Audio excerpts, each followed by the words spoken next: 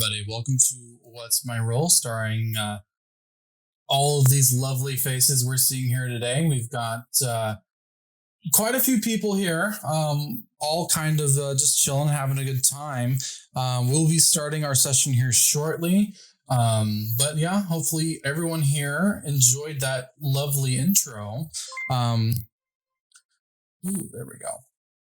But let us go ahead and we're going to be going through character introductions here soon. We'll be going over one by one everyone's character, kind of who they are, what they play, and then we'll start on our scenario. So we'll be starting with the left-hand side. We'll start with Brino, Carver, Elkath, and we'll go with Galvanisti, Cathel, and T.S. Dalla. So, Brino, would you please kindly let everyone know, including your party, who you are and what you do? Hello, my name is Bruno. Or Bruno, sorry. I'm a human barbarian. My family and my village was ravaged by dragons when I was a small child. And I was taken by slavers and then freed by mercenaries. And ever since I've been a mercenary for hire with them, pretty much the rest of my life. That is all I will say. Very, very tragic. Very, very tragic. Well, we're glad to have you here in the party. Carver, please kindly introduce yourself. Hey, so Carver is a somewhat unique individual. He doesn't usually show his face very often to anyone that's around him, even his party members, probably even his family. For instance, he was in the military of a few different states. He doesn't really mention those names. He likes to keep that a little bit in the background so no one knows. But he kind of wanders around and gets things done. He's kind of a guy that just does whatever he wants to and takes whatever means it's necessary to get the job done as well. He also doesn't really show his face. I think I mentioned that. He actually wears masks, and he'll talk normally, but to show his emotions, he'll switch masks in and out, or the mask will actually change itself in and out between emotions. And that's pretty much Carver. He's a bit of a wild card. Kind of a mysterious hooded figure in our midst. Elkath, please introduce your character and yourself. Just your character mainly. My character's name is Elkath Crab Cloud.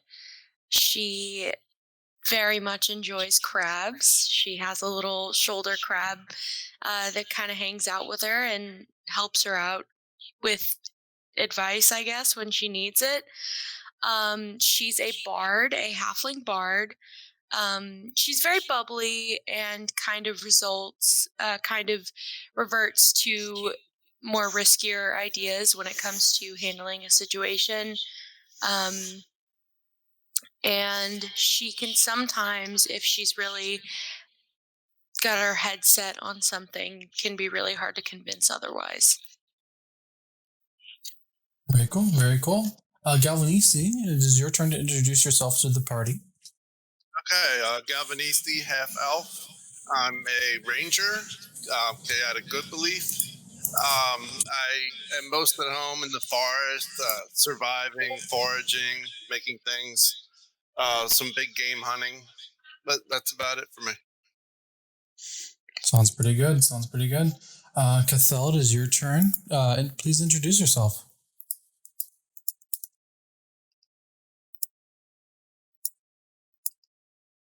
Cathel, I believe you are muted in Discord.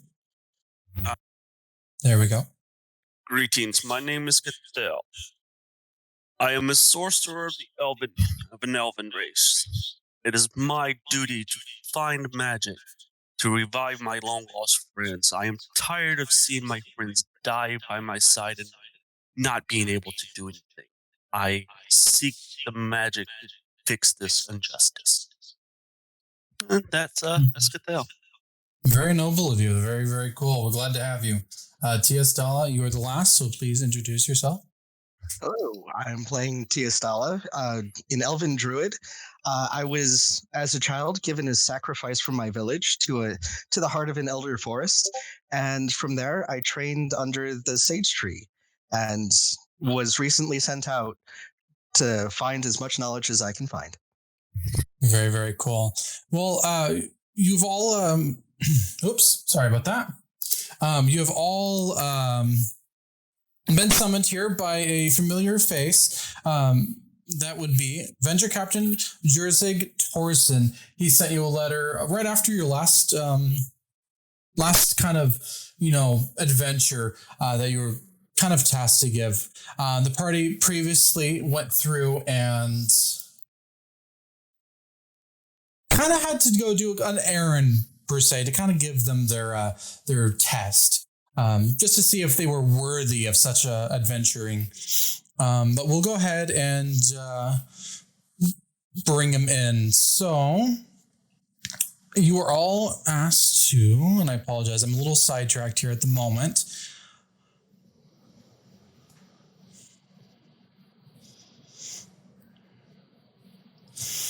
As you're all kind of asked to meet at a specific lodge, of which you weren't really told the name of. You were just told to meet here by mid-morning.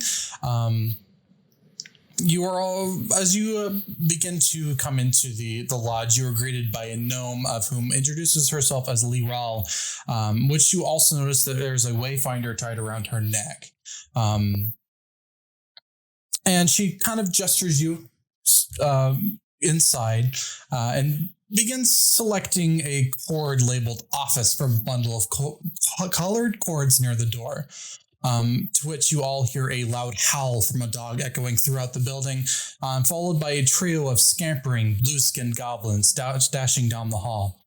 A large husky bursting into the hallway, snarling at the goblins, to which a tall half-orc emerges and a moment later lays a calming hand on her back, to which he gestures to everyone to follow him into the meeting room, seemingly ignoring the pack of goblins that the dog was chasing a mere moments ago.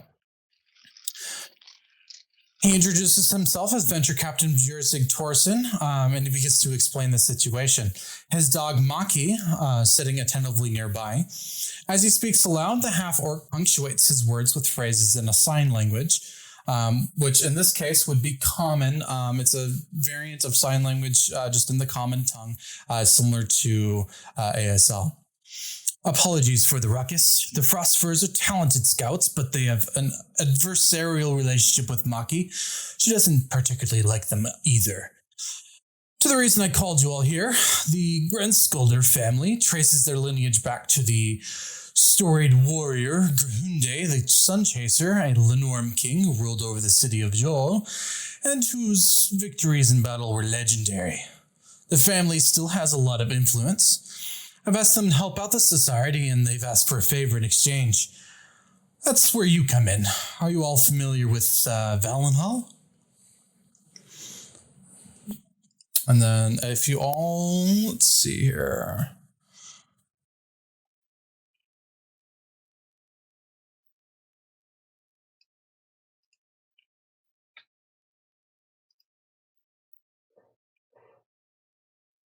Yeah, so it's more or less a... Yeah, so if anyone would like to see if they can recall knowledge, I would just need a society check. Or if anyone here has an Olfin lore, please give me some rolls for that. I just need one person. I'll go ahead and roll. Okay, go ahead. I'm going to go ahead and we're going to swap real quick. Swap over real fast. There we are. The party right now is just kind of sitting at a tavern right now. Let me... Yeah, so looks like Hop, you roll, or Carver in this case, rolled a 23. So in this case, the Venture Captain explains to you that Valenhall is well defended by walls as well as powerful creatures, and Harriers, Valkyries, and a trio of Norns. The partly supernatural settlement takes no interest in current affairs of the world, and it was also founded by a Lenorm king, Olvas, to which he sailed to Arcadia in about 473 AR. Brave Ulfins dream of making the perilous journey there, and the end of their lives, King's Vein Blood Eagle recently did exactly this. So it's basically a place of high honor, kind of like how Vikings go through and they have all their places they want to be. It's just a big journey that they take near the end of their lives, and it's basically that. And then we'll go through this. He continues after he's done explaining, after we're done hearing about Valenhall. Grahunde, the Sun Chaser, never got to sail off to Valenhall. She died in what she planned to be her last battle. Her Gorget, we'll just go with that, was passed down to her descendants. Most recently, Ilvard Grenskolder, also a Lenorm king. Ilvard was an impressive warrior in his youth, but a month ago he sailed off towards Valenhall to set up a shrine for Grahunde there and finish her journey. He planned to ensure the Gorget found its final home in a place of honor. Unfortunately, something happened to his ship, the Shoreseeker, along the way. Merchants report that this ship is still partially above water, but they didn't get close enough to find out what happened. While his children respected Ilvard's decision, they would rather not have their father's body and the priceless family heirloom at the bottom of the sea. I'd like you to find the ship and retrieve Ilvard and the Gorget. I've arranged a ship for you, the Wandering Hearth, to follow the Shoreseeker's path through the steaming sea. And then before the party begins to get everything ready and go out, there is a small window in which you're able to ask this venture captain some questions about the journey, if anybody wants to ask.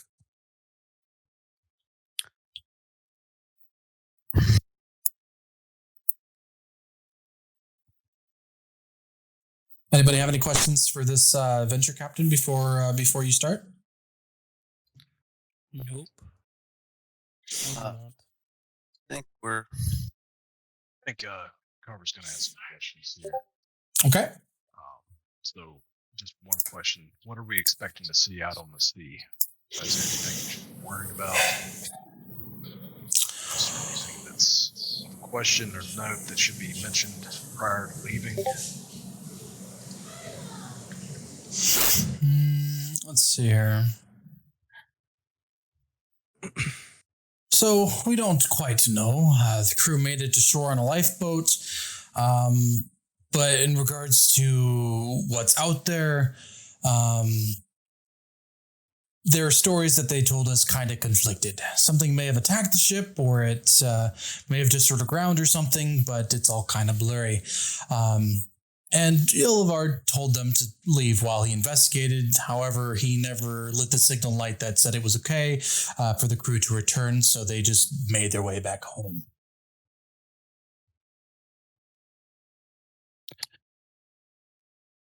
Any other questions for this lovely... Ship was partially sunk? Yes.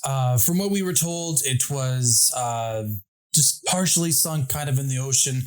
We're assuming it's probably a big rock or some coral that it might have run into. So how deep are the waters we're talking about? It ranges probably between, a few feet to several hundred feet. There's really no way of knowing. It could be anything. We're not too sure. We didn't stay too long to look.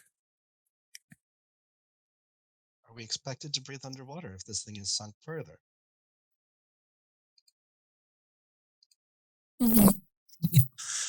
He kind of scratches his head.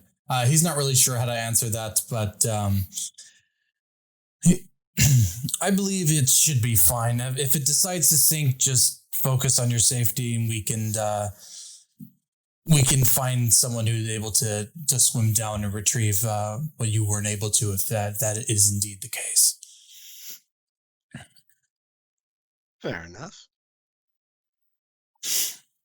Any other questions for the captain? I'll take that as a no. All right. Sounds good. So, As you all head down to the docks, the captain of the Wandering Hearth introduces herself as a Nila Vrigdal, a middle-aged Olfin woman. She gruffly ensures that you are prepared and well supplied for the journey. After all, as she warns them, or warns you, this route is far from a safe one. She mentions that the travelers should always remain wary. However, her worries were not as unfounded. And she begins to kind of get everybody set up and ready to go. And then you all begin your journey through the open sea. Let's see.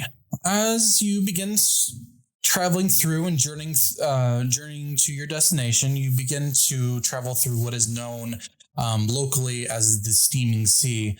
And naturally, a storm strikes, and the crew begins to scramble, desperately trying to keep the ship upright. But with all the torrential rain and heavy waves battering everything on board, they're having kind of a hard time, and they're kind of beckoning for as much help as they possibly can. If you guys are inclined, you may help the crewmates in getting the ship back into a stable condition. And you are allowed to, if anybody has sailing lore, athletics, or acrobatics, you guys can make some rolls and seeing if how well you're able to help this crew get the ship back on its feet. I have What a was- 1 to acrobatics. I don't know if that's going to help. What was the Sorry. So it is, let me grab it real quick. It was sailing lore. We've got athletics and acrobatics are the checks you'll need to make to help out this crew. I can try the acrobatics. I have 2 plus 2, so Okay, just whoever has, whoever. Shot to acrobatics. Yeah. Perfect. Can I use my amazing diplomacy skills to help at all? Unfortunately, they're too wrapped up in keeping the ship afloat that they're not really worried about listening to anybody right now. All right, so Cathal did some acrobatics. Looks like everyone's helping with acrobatics right now. So you can do athletics. Sounds good. So, This is my first time. How do I roll acrobatics? so if you Click on the button. in your journal, which is the third button, if you go to your character sheet, just scroll down to where it says athletics and click that blue button. Your sheet should be completely created and ready to go for you. Got it. Perfect. Just make sure you click that, and then it should populate the chat. Very nice, by the way. Very, very nice. Look at that! Look at that crit success there. Alrighty, so let us see where we at. So it looks like we had 1 athletics. Looks like a couple acrobatics that ended up passing through. So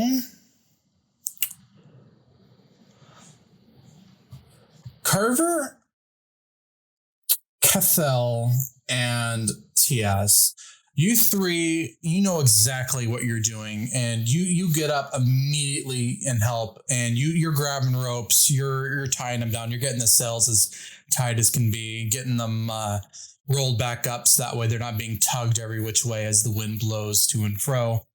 You're able to secure them properly, and the crew begins thanking each one of you for your success and helping them get this under control. And you're firmly planted as well. You got a few gusts here and there, especially you, Carver.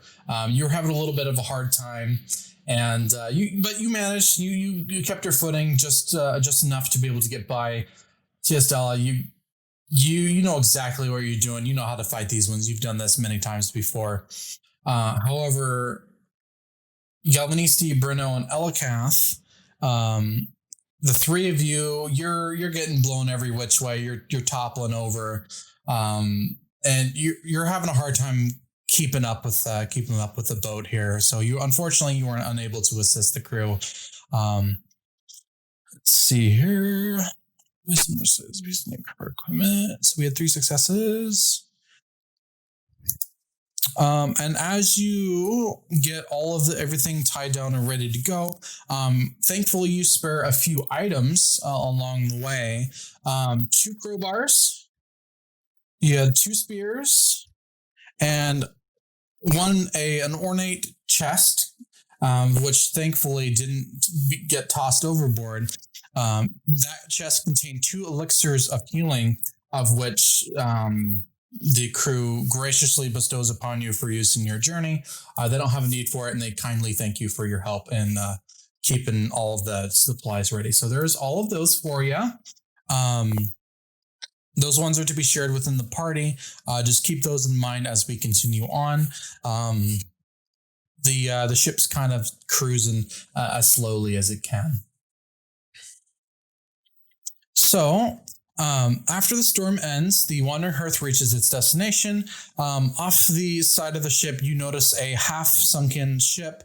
It's just barely sitting on top of where you can make it out as a kind of a rock formation. You aren't too sure, as it's kind of murky water there with all this debris and just kind of gunk just floating around.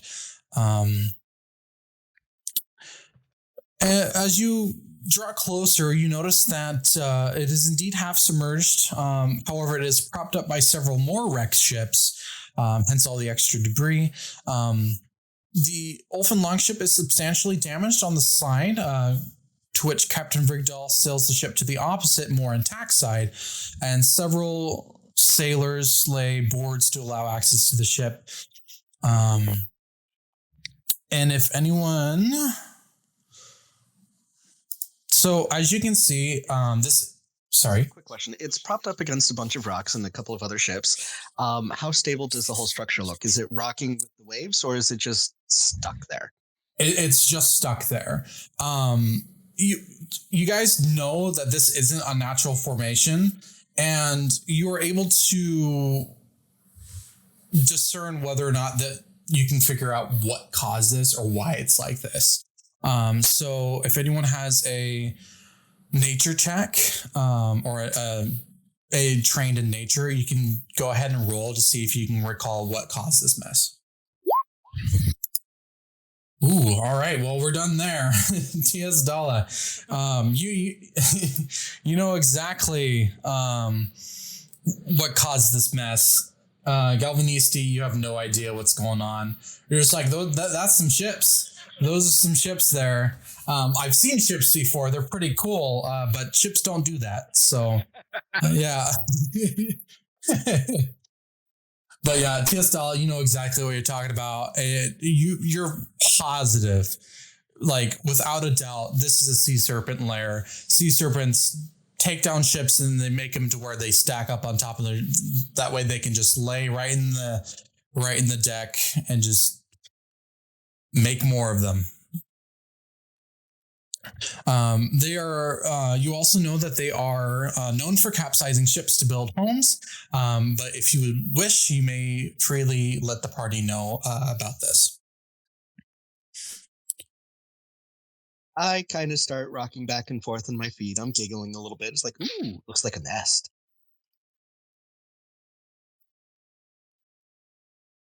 It looks like shipwrecks to me. What do you mean a nest? What's that out there? Is something causing this? You know something? Serpents. Well, this should be fun. They poisonous? I have no idea. Yeah, can I roll to see if I know anything about sea serpents? What kind of role are you thinking about? Either. Let's see if I even have. I was thinking nature or survival. Well, I don't have survival.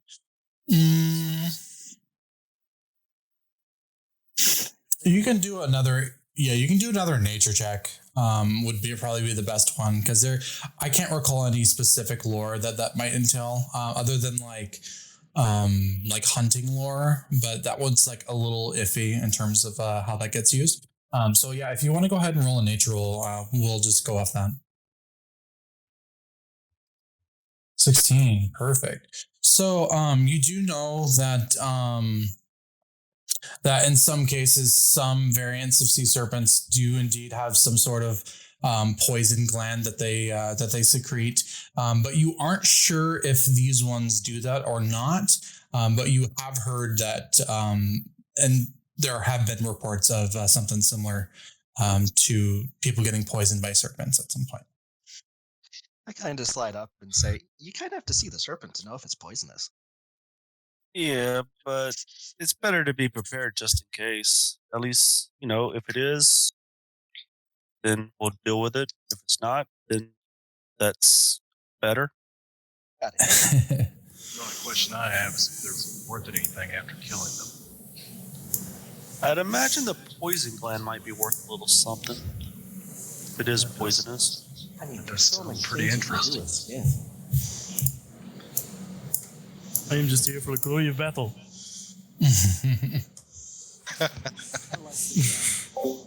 And don't worry, they aren't able to see anything that your screen can see. On my side, you'll be able to see all of the stuff that the DM sees. So just ignore that. My party cannot see those. I can't do it. It's a little bit of a problem. That's why it's a pain. That's why. Thanks for divulging that information now, since we're out on the ship and with serpents in front of us. I mean, if you could bring us back, that changes tactics completely. Bring it back. I'd just throw your bodies at it. I'm not okay with that. So you guys should be able to see the you should be able to see the ship you're on, the Wandering Hearth, on the left hand side. It is currently side docked right next to the Shore Seeker, and the planks here and here were placed by the crew, so that way you can board and go across safely. It is you're ready to kind of move about and do your thing. Let me go ahead and so what people want to do, it's all up to you. You can cross, you can look around, it is up to you. I think I'm gonna go ahead and cross and start looking around for anything that could kind of tell us. I'm just gonna start looking around for anything that could help us. Okay, if you want to go ahead and make a perception check for me.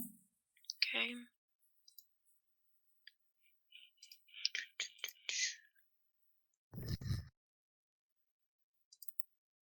My character sheet doesn't like me right now. It's not pulling up at all. It really doesn't like me. It does not want to pull up at all. Hold on. Oh yeah, you're good. While you're pulling that up, on a similar vein, I'm going to head across and see if I can tell how old the wood is, what kind of condition it's in, if it's nice and sturdy.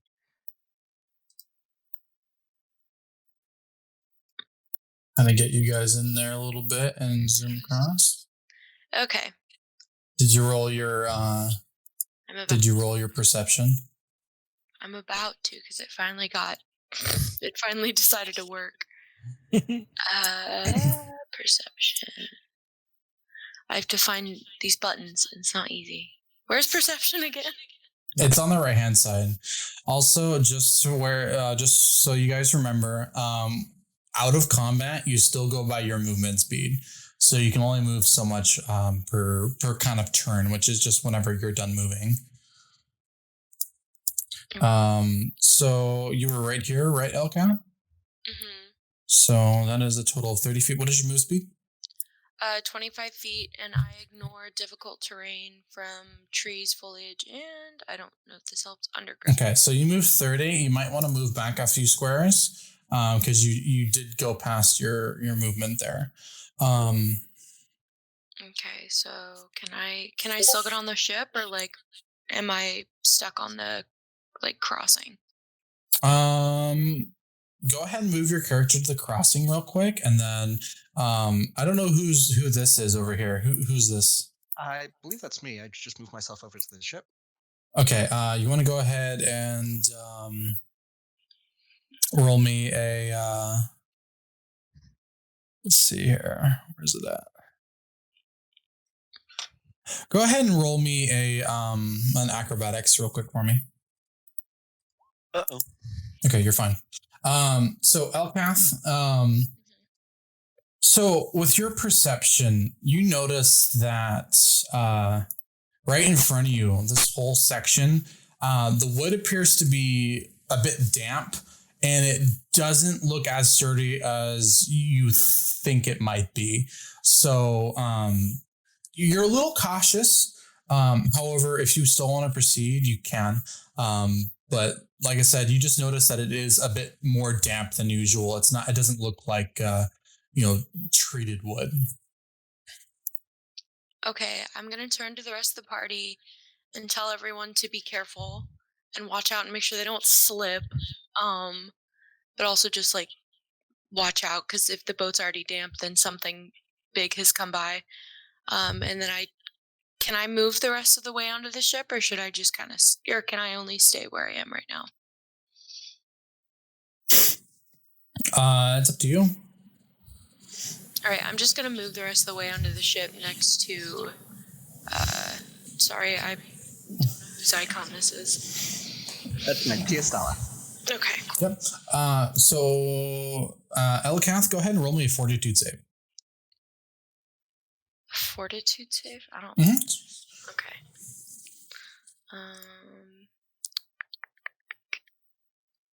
Fortitude. There it is. Okay, so you step through. However, you do notice that you do smell the that distinct odor of kind of rotting wood and a little bit of earthiness to it. However, it doesn't bother you any, but you are aware that this wood is definitely not stable, and there might be something affecting it.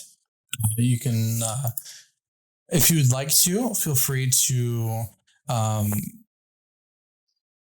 You can do either a survival check or a nature check, just to see what's going on.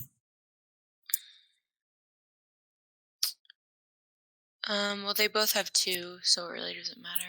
Just pick whatever one you choose. So you take. I can assist or help out with that. Yeah, go ahead. If you want to do like a survival or nature, whatever works. Okay.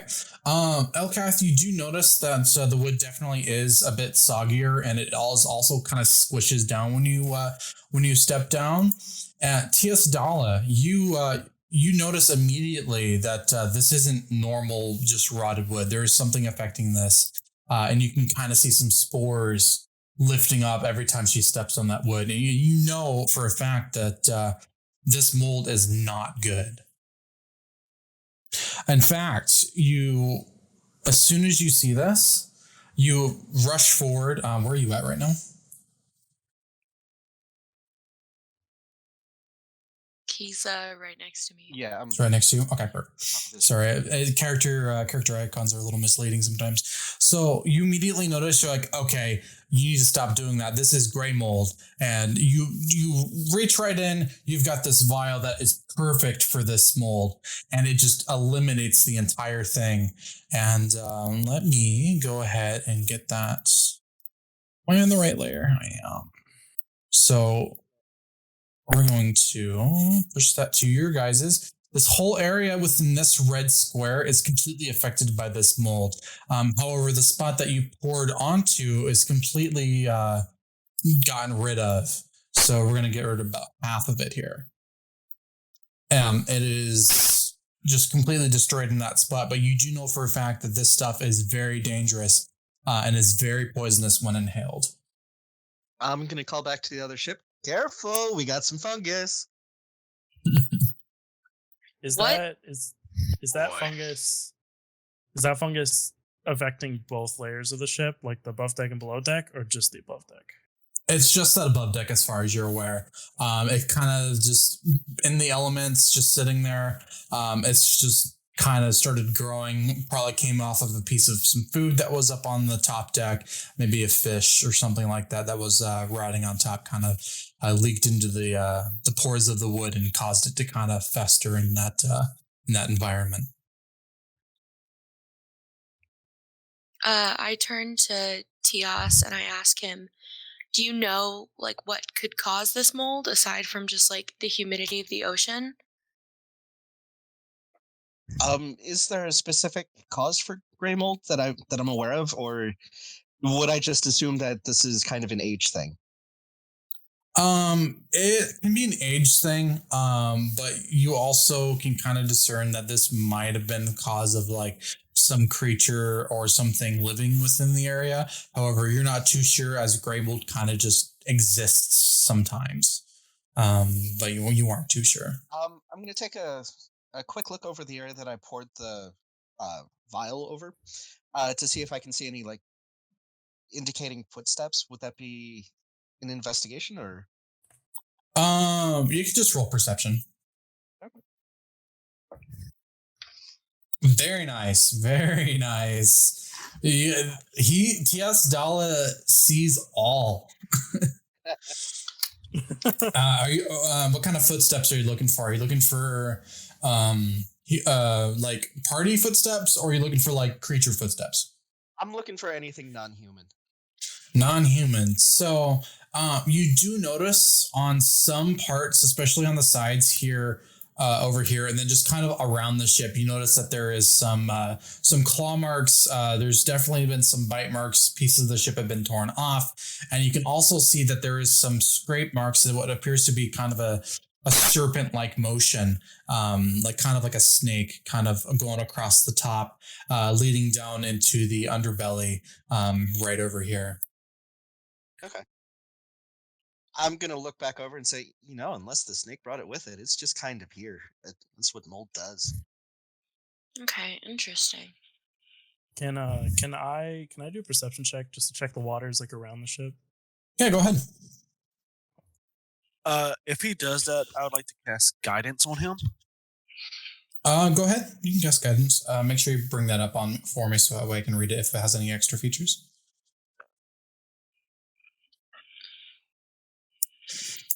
Range 30 feet until, so we're just going to double check.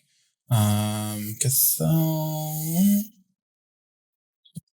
Here, well, let's make sure that everyone's within 30 feet of him. And then over here, yep. So we're good to go there. So you asked Deviants, you target plus one status bonus to attack, roll perception, roll saving throw, or skill check. So it just gets a +1. So instead of 18, he gets a 19. As you kind of look around the ship, you do notice that occasionally off in the distance over here, and then also down here, you kind of see something kind of breach the water. Like you think it's some spines, could just be, a whale or a shark kind of breaching, but you do know that it looked a bit more like a snake than anything else. And in fact, you see two of them as they kind of breach the top of the water for just a moment.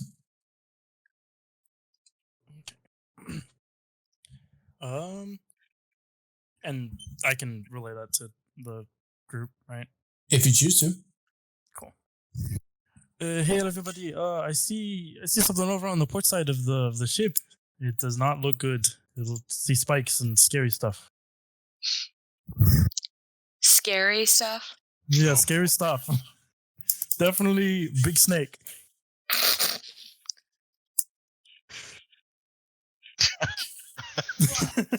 I feel so much more informed now that I know what I'm walking into. Well, I mean, Scary stuff.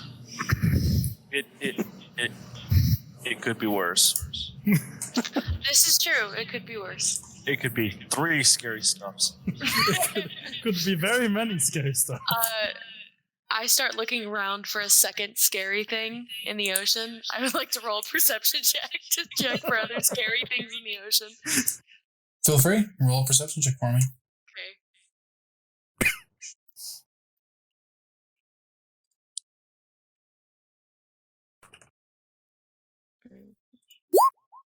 24. All right. So, Elikath, right off the left side of the ship, you notice that there appears to be 2 more sets of spiny bodies breaching the water. And in fact, you see not 1, but 2 serpents breaching the water, and they're heading both towards the ship. Let's get them up. In addition to the one that Bruno saw earlier? No, they're the same ones. But right off the side, in fact, I'm going to get you guys in on it. We're going to... Yeah, I was worried it was 4 total. 2 scurries. 2 scurries. 2 scurries. Let's get them in on there. Move over a little bit down here, and he's gonna try to stealth. I'm not sure if it's really possible right now. It's kind of stormy out, so I'm guessing it's kind of got some shadows. Is there any way for me to tell how fast the creatures are moving towards us? No. Okay.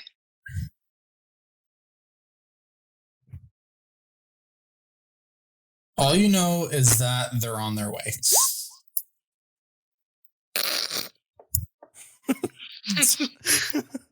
The I scary would things give are you- on the way. Yeah, I would give you guidance, but I don't think that's going to help. Carver, so you think you're hidden. That's all I'm going to say. You think you're hidden. No one will see me. If I don't move, they won't see me. No one can see me. This fire above me is not showing my location at all. All right, boys. This is my favorite part. Roll initiatives. Oh. Let me get that up real quick. Hold on. But DM. Hold on. Make sure whenever you're adding initiatives, click your token and then click initiative 2. Because then it populates my thing for me. Bruno and Carver, you can leave yours there. I'll go ahead and just add you in manually. Cool. All right. Cool. All right. Get it. There you go. Cathal got it. There. Oh, never mind. What token Yes. did we hit? Just the one that's your character. So for you, you're just that this one right here. Just click it and then hit your initiative. Voltor, you. Galvanisti did. Why am I blinking on your names?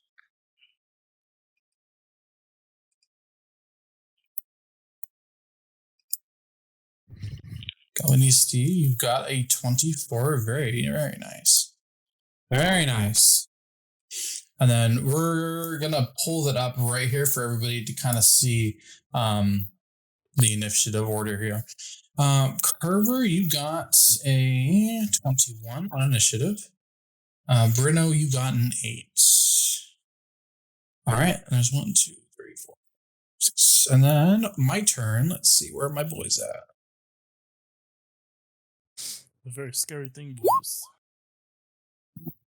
All right. Can I hear you because I'm hidden?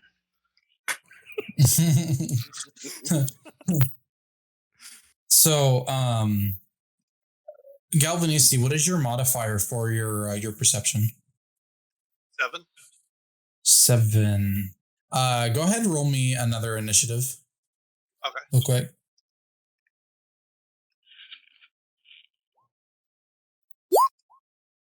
Okay. You get to go before the sea serpent. Why is the sea serpent a 12? I don't remember. Oh, yeah, I know why. Because I rolled 16. All right.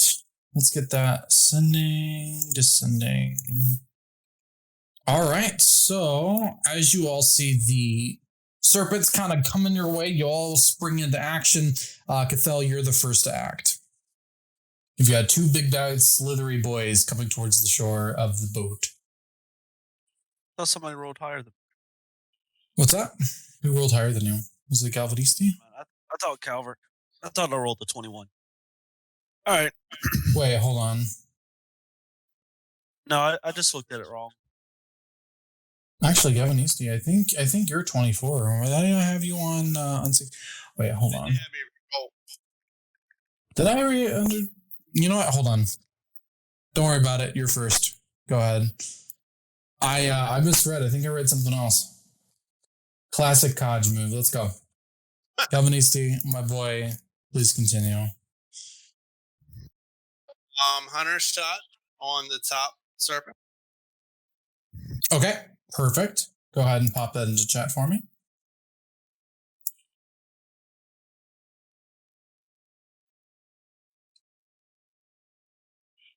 That's the T+1 longbow, and then +2, or go ahead and click that hunted shot for me, so that way we can pop up the information for it real quick. Yeah, so that way I can kind of see what's going on. So what this does is hunted shot's a one action move, so it lets you make two single actions as they were just one instead of doing a first and then second action. So you don't get a penalty for doing a hunted shot. But you're only allowed it once per round. oh, click longbow plus or number 2.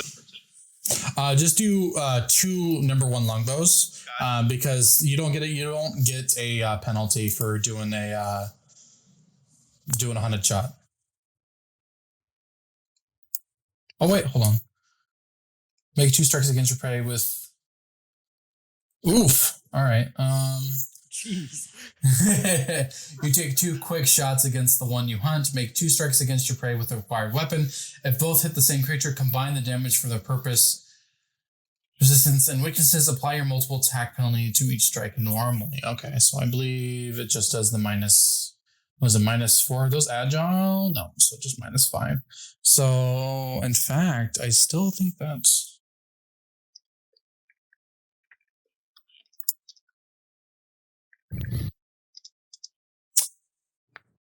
Okay. So what we're gonna do is that I did indeed read that wrong. So you do still take the penalty off. It's just you still have 2 actions afterwards. So to keep things interesting, we're just gonna take that -5 off of the first one, which is a miss. However, that crit does hit. And since it's crit, you're going to do your crit damage. So this serpent over here, you hit just right, and it's not doing so hot anymore. In fact, you see a lot of blood coming off of it, and it's worth for wear now, and it's on its last legs. You have 2 more actions you're allowed to use. Okay. So number 2 shot now, not the regular longbow. It's not a crossbow, right? You don't have to reload, yeah. Right, longbow. You can do another run for that, yeah, but it would be classified as a number 2, so you would have to take a penalty for it. Top serpenting. Still going for the top one again? Yeah. Okay. All right. That unfortunately misses. And in fact, it misses enough to kind of cause you to fumble a little bit. As you draw your string, you draw it back a little bit too far. And as you release that arrow, that bowstring just whips you really hard in your arm. And it tears your glove right off. And, it causes you to knock your bow out of your hand onto the deck of the boat. And unfortunately, you are kind of prone trying to scramble getting it back into your hands, and that would end your turn there. Okay. Yeah, we're counting that as a crit fail because it is 10 under the AC of the creature. So whenever crit fails happen, something like that's going to happen. So you're scrambling for your bow right now. That'll end Galvanisti's turn. Cathel, it is now your turn. All right, I'm going to use my class feature of Reach spell. I'll tag you. And then I'm going to cast Divine Lance on the top one. Okay. Go ahead and click the Divine Lance.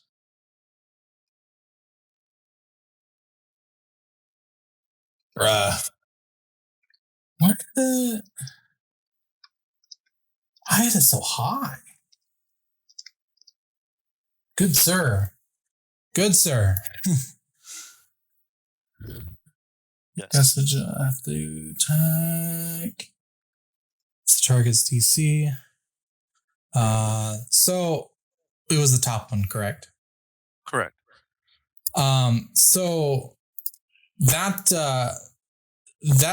specific serpent is no longer exists. It is just gone. You don't see a single. You don't even see a single bit from this thing. It's like it wasn't even there to begin with. It is now just completely obliterated. All right, and that'll be my 3 actions. Okay, Carver, it's your turn. I think Cover's going to move a little bit closer to the edge of the deck here, and everyone else. And I think I'm going to end it right there. Can I do a perception check to make sure the serpent's not moving closer or look like it's moving closer? Yeah, go ahead.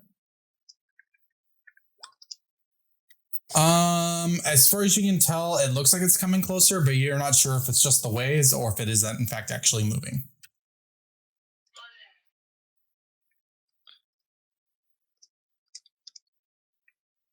Thanks.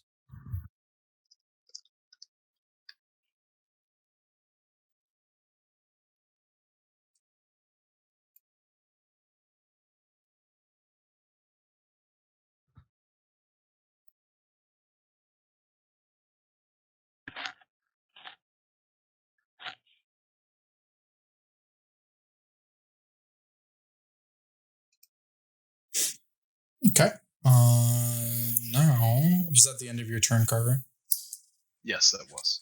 Okay. So, this sea serpent over here on the bottom left for everybody, it's going to move in, and it's going to move in fast. Let's see. How fast is my boy? So he's got 40 move speed. So he's gonna come and crawl right up on top of this deck. And it's going to go ahead and it's going to try to bite and grab Carver and bring him overboard. Let's go ahead and we'll do that one. What is your AC, Carver? 13. What was that again? 13. 13. So he's gonna attempt to bite, but he slips a little bit and bites the a barrel right next to you. And he's gonna go ahead and as he's sliding down the deck, he's gonna go ahead and he's gonna spit some water over at you. Oh, all right. So that's gonna crit. So unfortunately, this sea serpent, his aim is true, and he spits this goo all over you. Unintentional pun, thank you.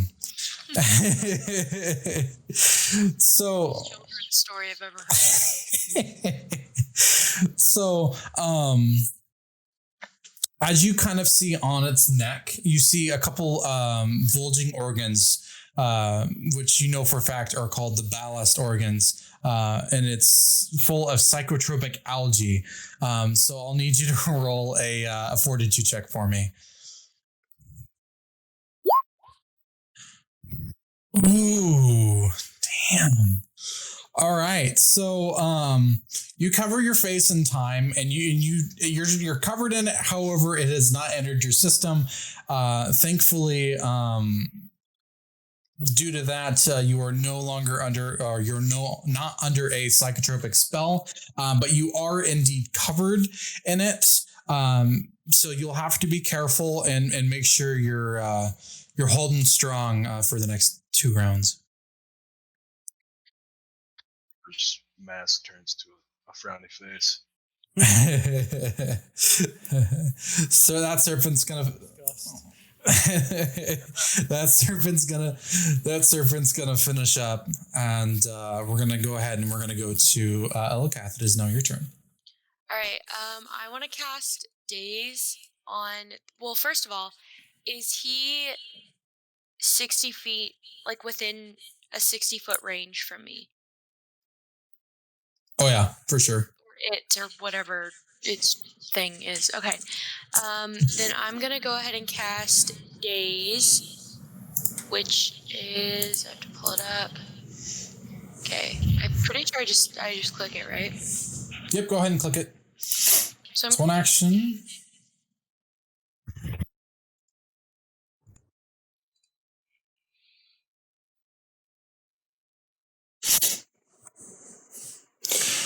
All right, he will perform a will save. And he shakes his head a little bit. However, he is not dazed. okay.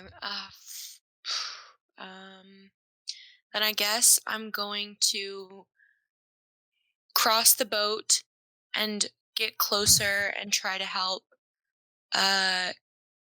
Cathel, who's being Carver, because Yep. Carver's near the secret. Hold up. What's your move speed? What's your move speed? 25. You can only move about that far.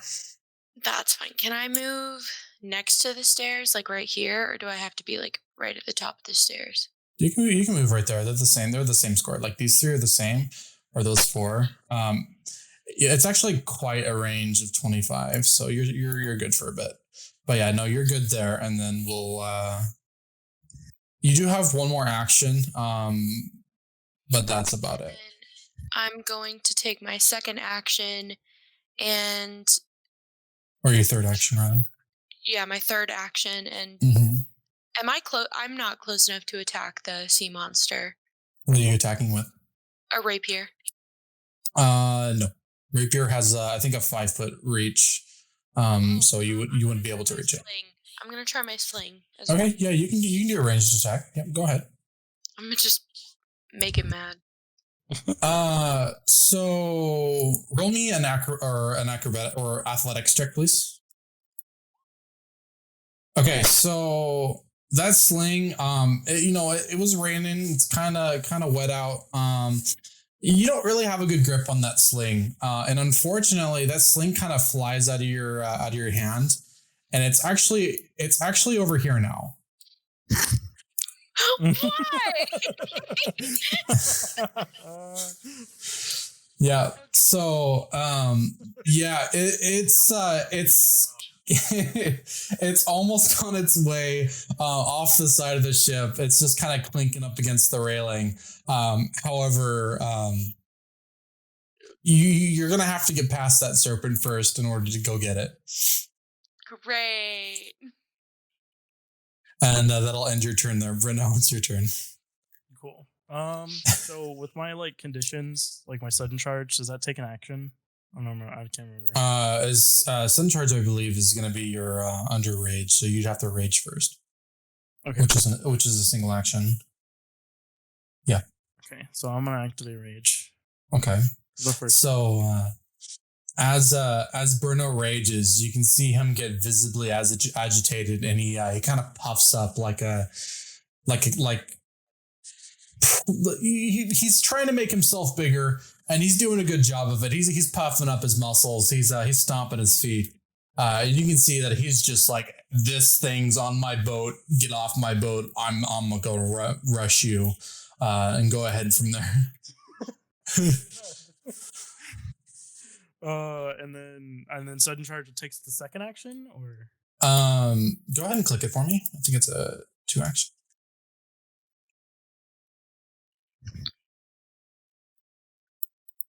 Oh, I think sudden charge is different. I'm thinking of a different charge. Oh, same thing. You can rage. That's fine. Sudden charge, basically, yeah, it allows you. It's a single action, I believe. With a quick dash up to your foe, swing twice, strike twice. Yeah, so you can.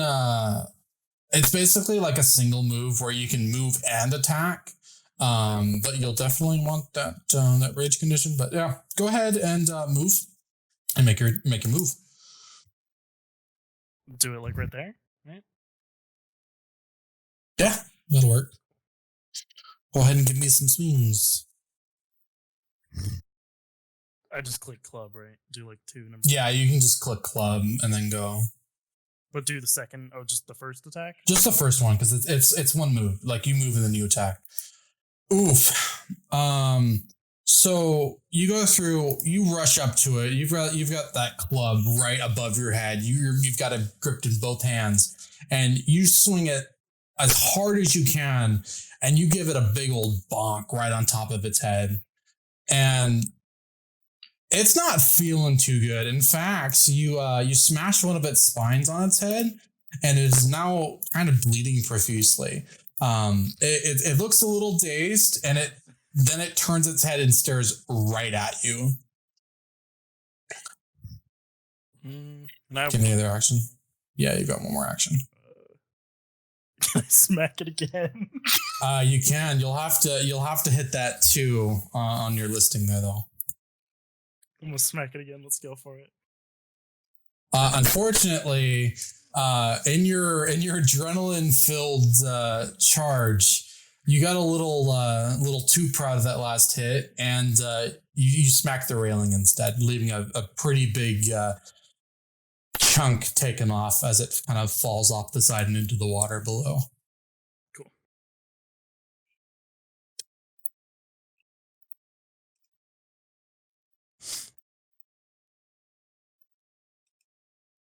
Alrighty, so T.S. Doll, it is now your turn.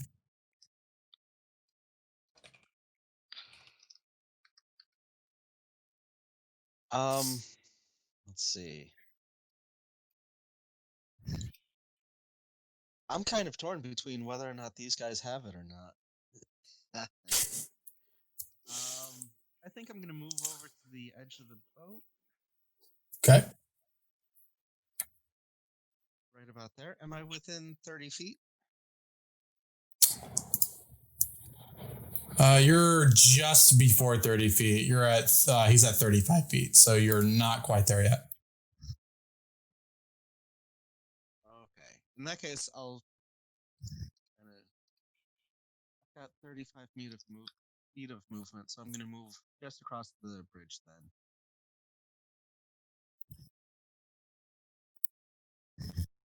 About there, and I will cast Ray of Frost.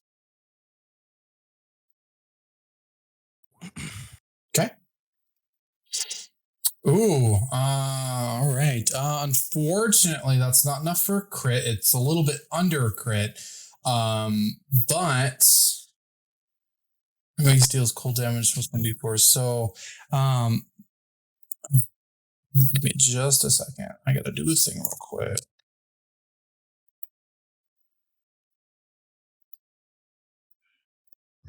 Let's see, what is he at right now?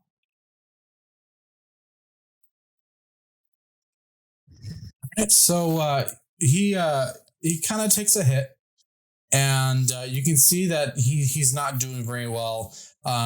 He's used to the cold, but he's not used to this kind of cold. And he kind of shrivels up and kind of hunkers down close to himself, trying to keep warm. But you can definitely tell that he's almost on his last legs as well. He's almost a goner.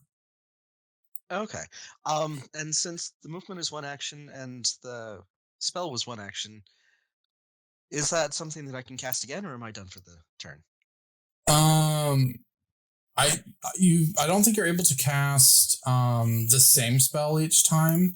But if you have anything else you want to run, you can definitely do that. I'll leave it there. Perfect. Galvanese, it is now your turn yet again. What are you gonna do?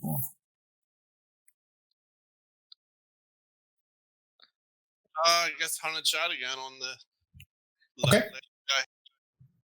Perfect. Go ahead and do a hunted shot. There we go. And then go ahead and attack.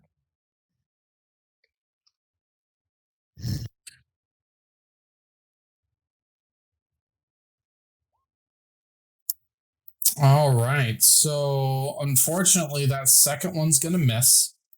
Ignore what I just did. No worries. So there's moves there. That first one, in fact, you're pretty positive that first one's gonna do it. It sails perfectly and then lands right in between the eyes of this serpent here.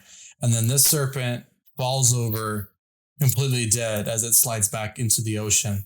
And the second one's just for good measure, just to make sure that it is in fact dead. You nail it right between the eyes again, splitting your first arrow. And you're positive, and you're like, this is pretty good. It's dead now. We're safe.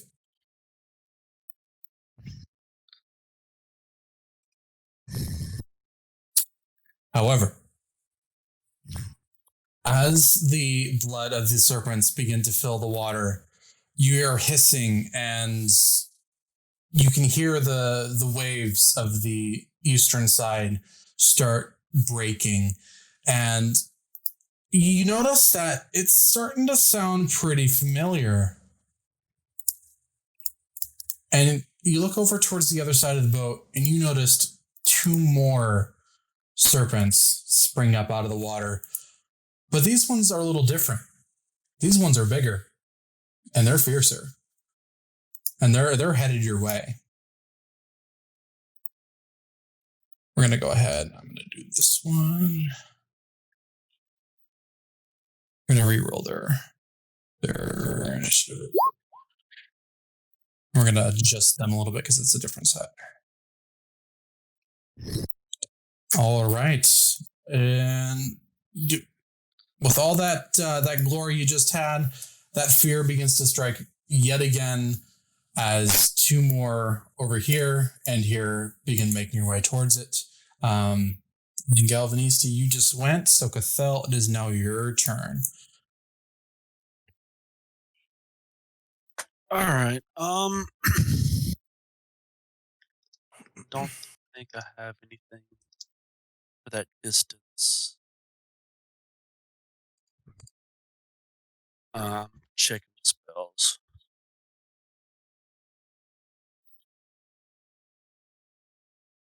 All right. No. Cathel's going to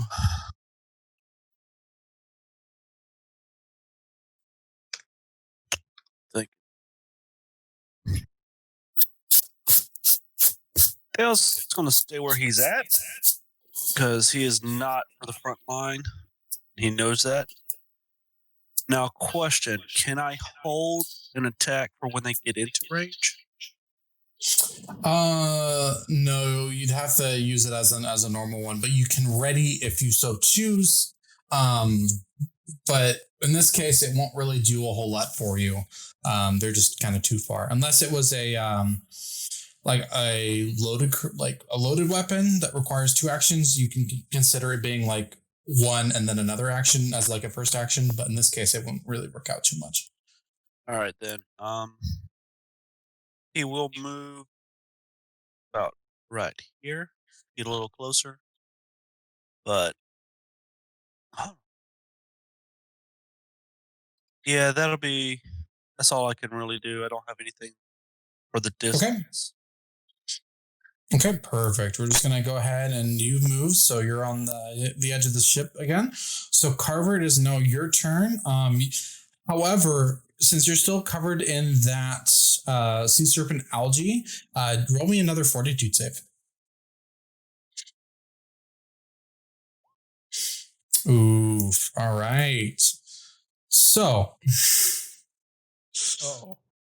I don't like that sound. Let's see, how much damage are you taking? Oh no. Oh, dang.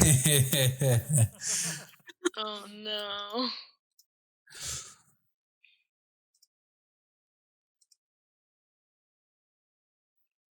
Looks like for the first stage, you are now confused.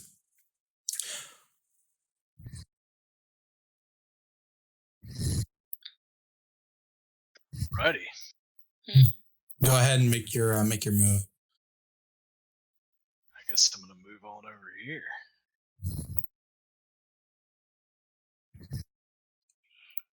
Move between. Alrighty. Hey guys, what's going on?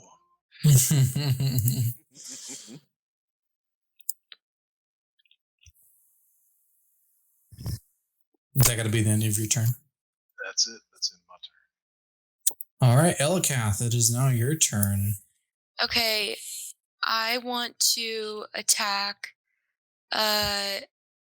this guy. I don't know how to like indicate here. This guy over here.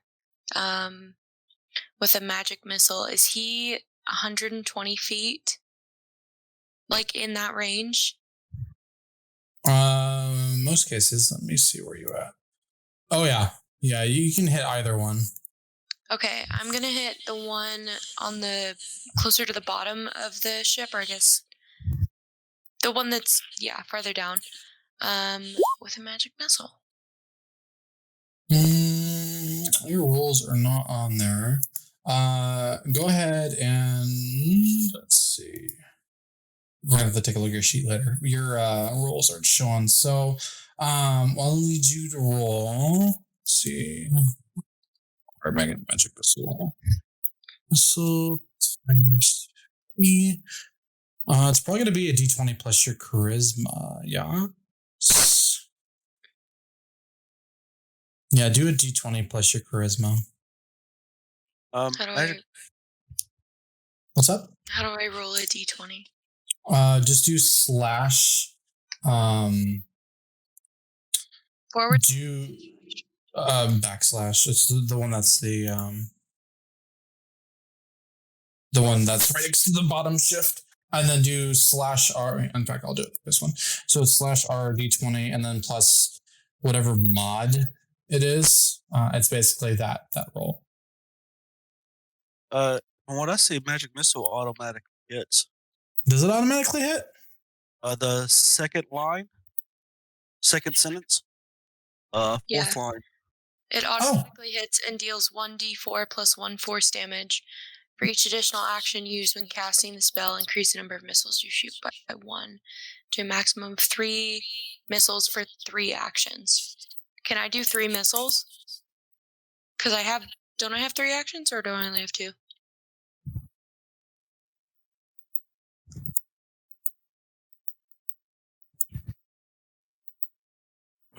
I think it just depends on how many spells you can cast per day. I can cast 2 per day. Yeah, so you'd be able to cast it twice. So yeah, we'll do the first one. It automatically hits and deals 1d1 plus force. Go ahead and do a 1d4 plus 1 for me. Okay. It's been a while since I've had a magic user in my party. What? I just did it. RD, right? Isn't it RD4 plus 1? Yeah, slash RD4 plus 1. Like in the chat.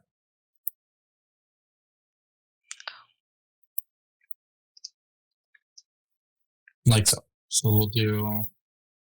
Also on the left hand side of the screen, there's dice options.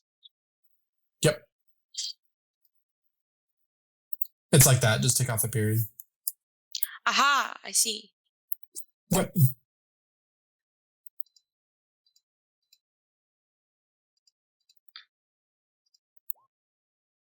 Very nice. Finally. Took us a minute. Took me a minute. It was the bottom one, like down here? The bottom one.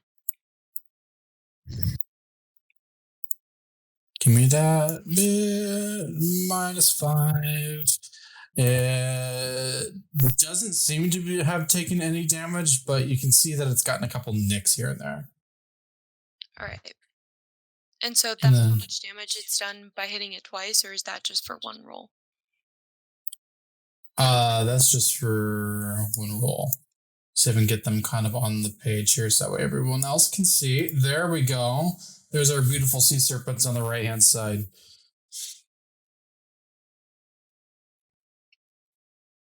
All right, so you've got, was that your first action or second action? That was my first action.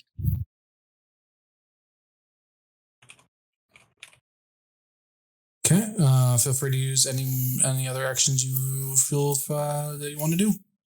Can I just hit him again with a magic missile? Yeah, go ahead. Another 4 rounds of damage, so -4. There we go. Nice. All right. Is that the end of your turn? Yes, that is the end of my turn. Perfect. Okay, so it is now the sea serpent's turn. The bottom one that was just attacked is going to go ahead and he's going to move in. He's going to get up to about the edge of the ship. He's going to get right here. He's going to crawl on top. And then he's going to go ahead and he's going to move again for a second turn. And he's going to kind of crawl his way kind of over here up the mast. We're going to go ahead and move him up to here. And that's going to be the end of his turn because you can only move twice. And the other one is going to kind of move towards the front of the ship this way. And that's going to be the end of those turns there. Get down there, big man. There we go. Now it is Bruno, your turn. You've got 2 big bads, and you're pretty angry. That last one didn't die quick enough for you. What are you going to do?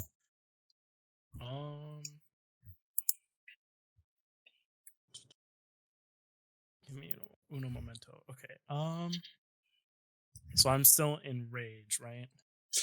You are still enraged. I believe you get a certain amount of turns in rage. It says this frenzy lasts for 1 minute until there are no enemies you can perceive or until you fall unconscious. Which is why I'm asking because of the fact that they died and then there's 2 more. Do I have to go into rage again or? Yeah, you'd have to go into rage again because 1 minute technically is just 1 round. Typically, or one turn order. It's just DM discretion really, but yeah, we'll go ahead and we'll just say that you kind of calm down for just a minute because that false sense of security. Okay, cool. I think I'm going to move. Hold on. Yeah, so I can move. Here is 1 turn, 1 action, and then honestly, that's it. I think that's my turn. 8 for range. I don't want to go ahead of everything. Tiasdala, go ahead and do your worst. I'm suddenly not on the back line. Where are you at? Oh, there it goes. I'm going to move over to there. Ah, I see. Smart. I'm going to take a look at Carver. What kind of shape does he look like he's in? He seems to be pretty healthy. But go ahead and just roll a perception check for me.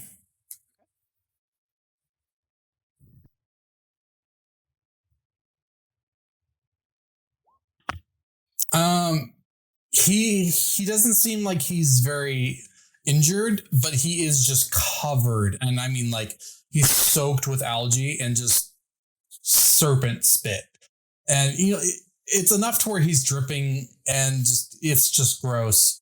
And he seems to be kind of confused. He's looking around. He's not really sure what's going on, but he's trying his best. And you can definitely tell that whatever's on him is starting to kind of take its toll. Is there any buckets of water around? There are a couple barrels and a couple buckets. However, there isn't really any water in them per se, or enough water to really douse him. Okay. And what's the range between me and the serpent that's on the ship? Where are you at right now? Tiasdala. The other side of the middle mast? You are 50 feet from both. Okay.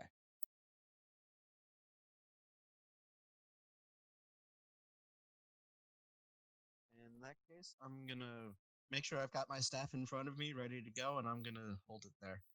Sounds good. Galvanisti, it is yet again your turn.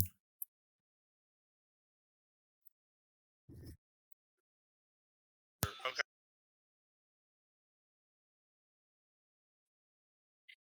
How far am I from the serpent on the other ship? You, sir, are 40 feet from the one that's on the ship, and then 35 feet from the one that's kind of lurking around. Okay, I'm going to go for the one on the ship. Seems more of a threat to my party. Okay. And hunted shot again. Go ahead.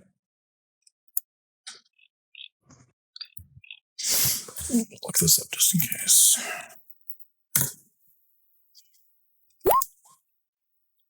Oof. All right. So let me make sure I've got the right numbers here.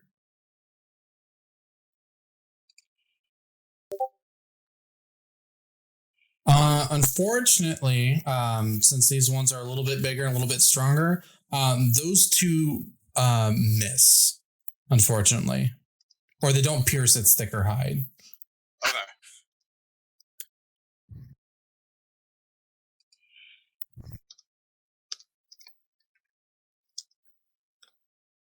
You've got 2 more actions here you can use. I think I'm going to move over by Talus. Okay.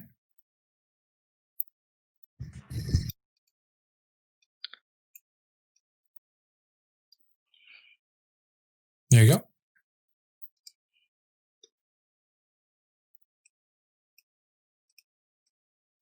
Is that the end of your turn? I have one more shot, right? One more. Yeah, you've got one more action. You did hunted shot, which is just using 2 as one action. So you've got one more move you're allowed to do. Okay. And on longbow, number 2 now, or it would be number 2, yeah.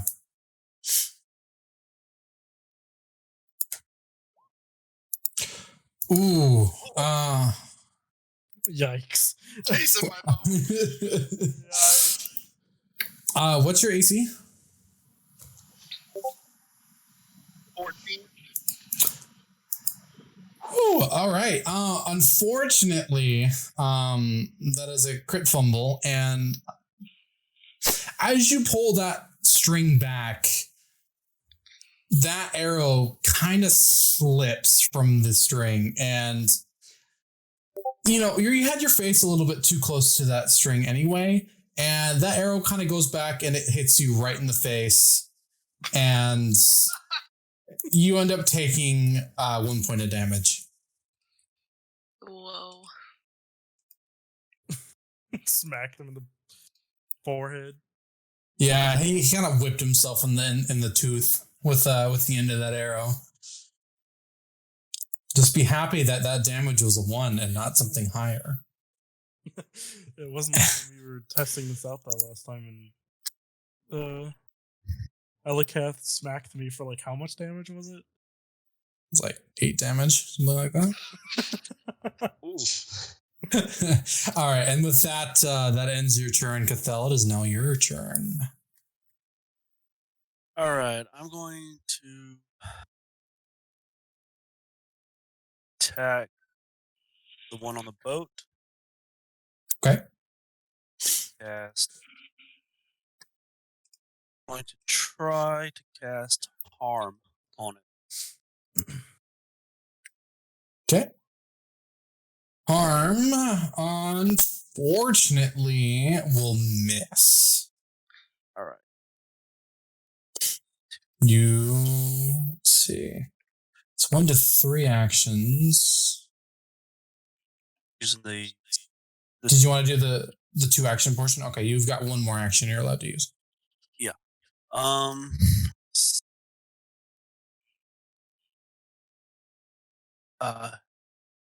This character. Who is this again?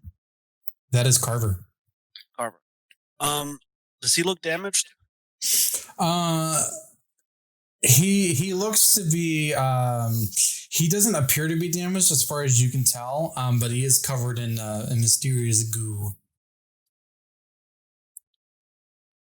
All right. No,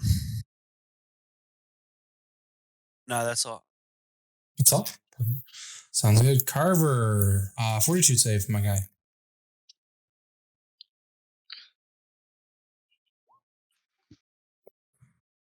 All right. Roll me a d4, please. All right. Take 1 point of poison damage. You're starting to feel a bit sick. Is now your turn. All right. I think I'm gonna move Carver. He's still confused right now, right? Not quite. The kind of goo has started to kind of dry a bit. It's still a little goopy, but you're starting to kind of your head's not as fogged up as it once was. It still is a little foggy. Okay. Let me see here. All right, so he's gonna move up 1, and I'm gonna Carver's gonna try to hit that serpent on the boat with a blow dart.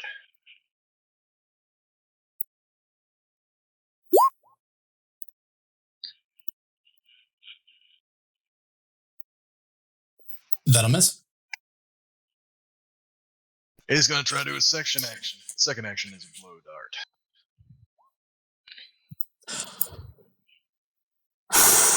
Oh, all right. Where were you aiming? At the serpent on the boat. Right.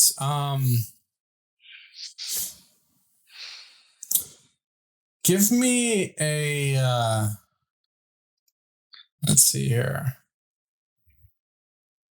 Give me an athletics check.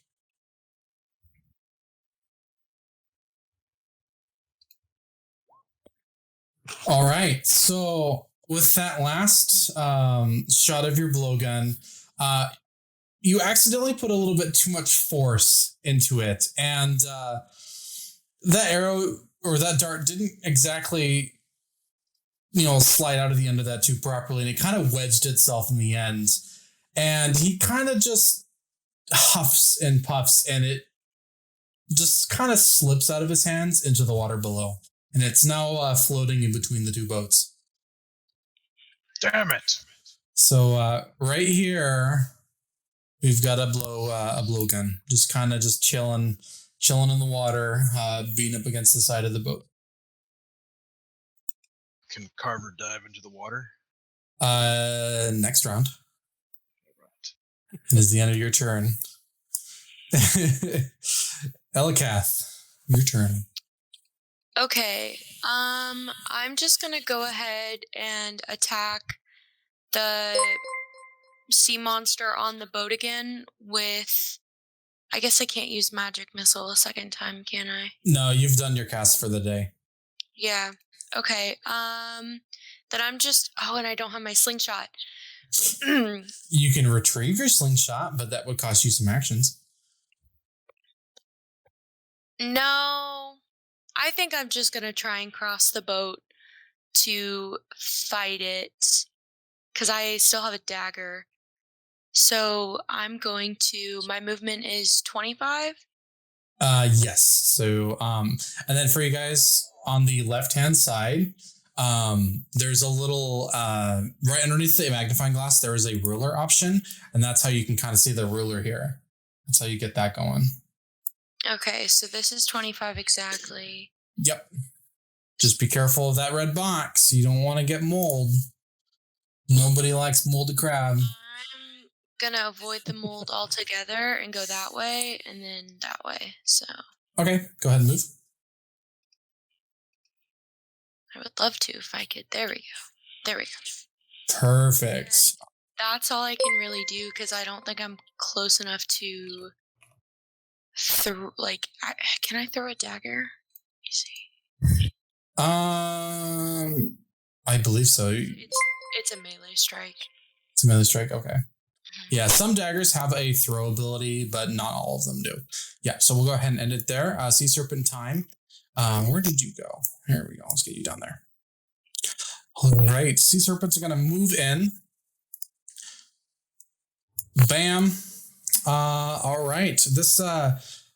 this serpent's going to slither right up to you, Elkath. It's going to open its jaws wide.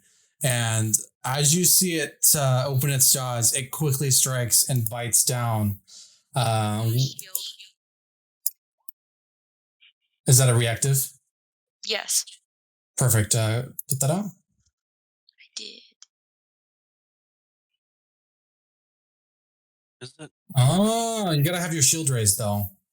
But it. So, What? yeah, you got to have your shield raised first.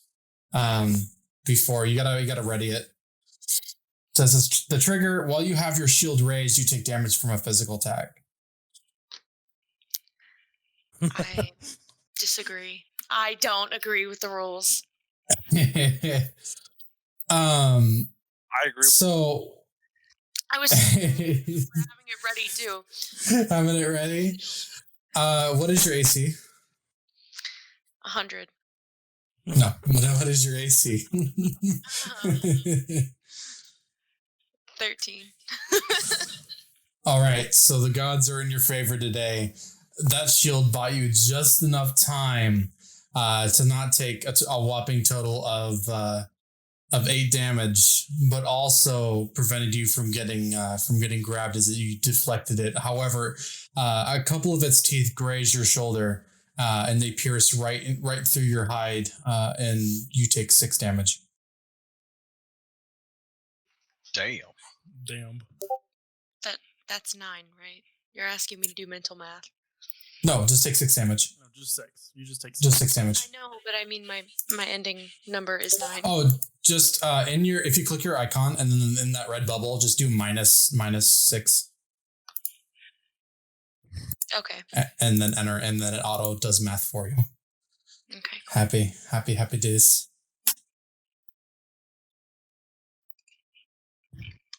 There you go. You did it. I think Happiness ensues. And then it's going to. That was 2 moves. It's gonna go ahead and it's gonna slither its way down this way, and it's gonna sit right in between, and it's staring directly at Bruno. And he's like, that looks tasty. I'm gonna try to bite him and take him to my lair. I'm going to run to the bathroom real quick. I'll be right back. Okay, yep. Go ahead and Check for that. roll a perception check for it. Yeah, no worries. We'll let you know. Your turn's now over, so you've got a little bit of time. The next serpent's gonna go ahead and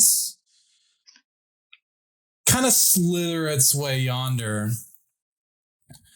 And it's going to kind of go up the back of the ship over here, and it's going to crawl right onto the deck, and it's going to stare right at the dudes over there, and he's just going to kind of plot a few things.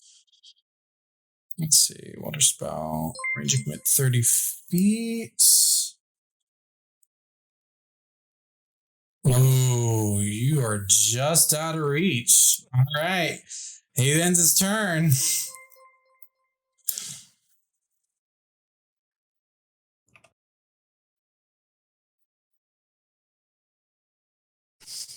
It is now, Bruno, your turn. You've got a meaty serpent staring you right in the face.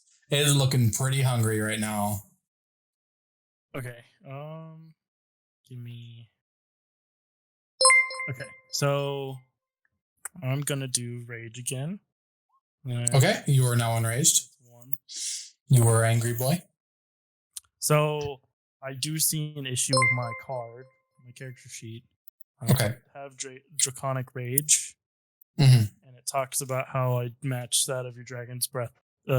Change its damage type to match that of the dragon's breath weapon instead of the damage type of your weapon and stuff. How I do that? I know my instinct.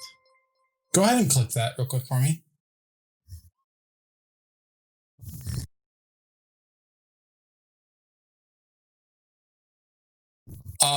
So in this case, you don't have a dragon's breath weapon. So you would just increase the additional damage to 4 instead of 2. You'll just get additional benefits if you have an item with Dragon's Breath enabled on it. Okay, and does that count as an extra, You just add 2 to whatever damage you get. Okay, but does that act as an action or no? It's just a condition. So whenever you're raging, you just gain an additional 2 damage to every roll you had. Okay. Cool. So I will attack the dude right in front of me. That's my second action. So Okay. Let me see. Rage. I think you get an additional.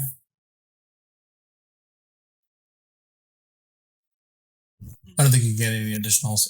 That club will miss. That serpent just ducks right underneath it, and that club misses. You have 1 more action. and then do that. All right. That one. Let's double check. Here, each raging indoor equal until you form pressures. First, deal 2 additional damage to melee weapons. Armed attacks. This additional damage halved if your weapon armed attack. That one will also miss. And it's Tia's Dala's turn.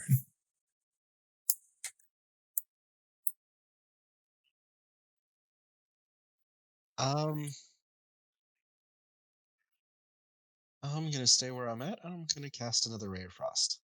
Okay. That'll miss. Fortunately, it's not a crit fumble either.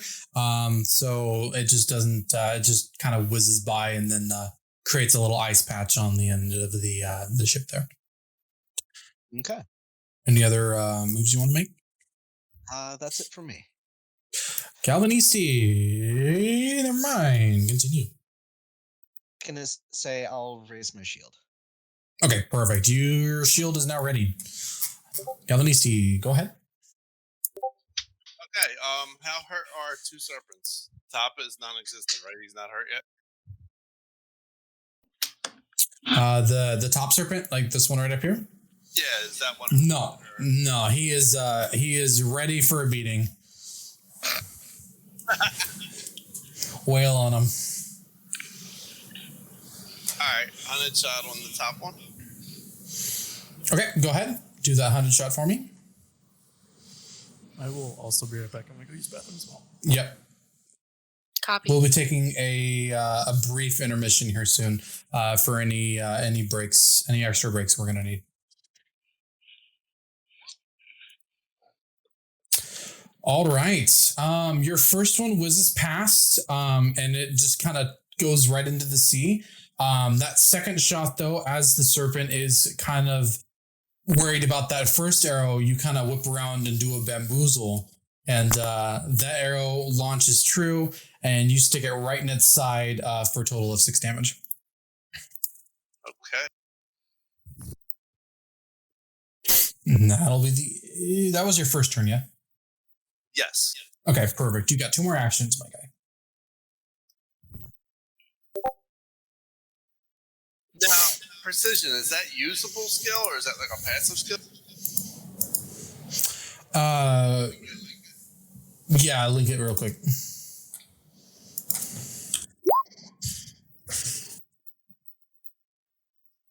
You have trained to aim for your prey's weak points. The first time you hit your 100 prey in a round, you also deal additional 1d8 additional percentage damage.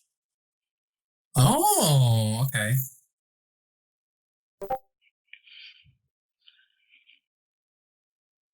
All right, so the first time you hit your 100 prey in a round. Okay, roll me an additional d8 of damage. Did not know that.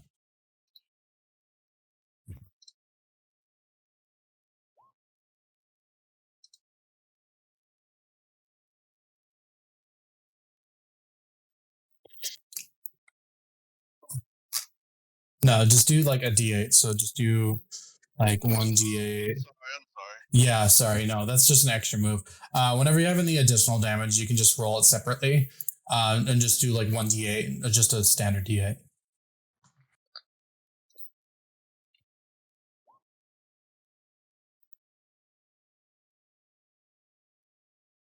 Well then. All right. So, as that serpent kind of moves and kind of slithers its way up around trying to get that arrow out, it accidentally pushes it deeper inside its body, and it kind of screeches out in pain, taking an additional 8 amount of damage. It is now what looks to be limping, if a serpent could limp. Cathel. All right. I'm going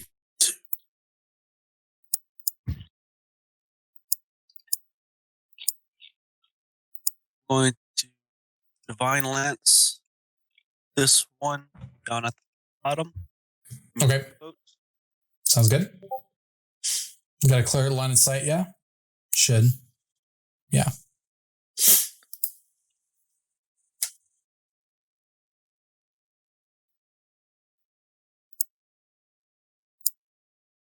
Is it going through? There it goes. Oh, sorry. I don't see it, yeah. It wasn't going through, so.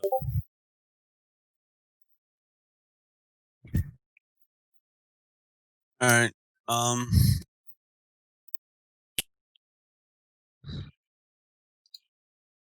Shows that I rolled a 9 on attack.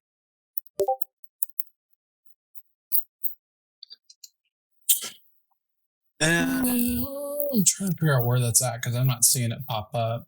Do you have it set to whisper your rolls to you? no, I didn't. What was your attack roll then? It was a 9. Like, for some reason, it took a while and it popped up like 7 rolls, but the. Oh. Yeah, because I'm not seeing it. So yeah, no, if it's a 9, then that will not hit.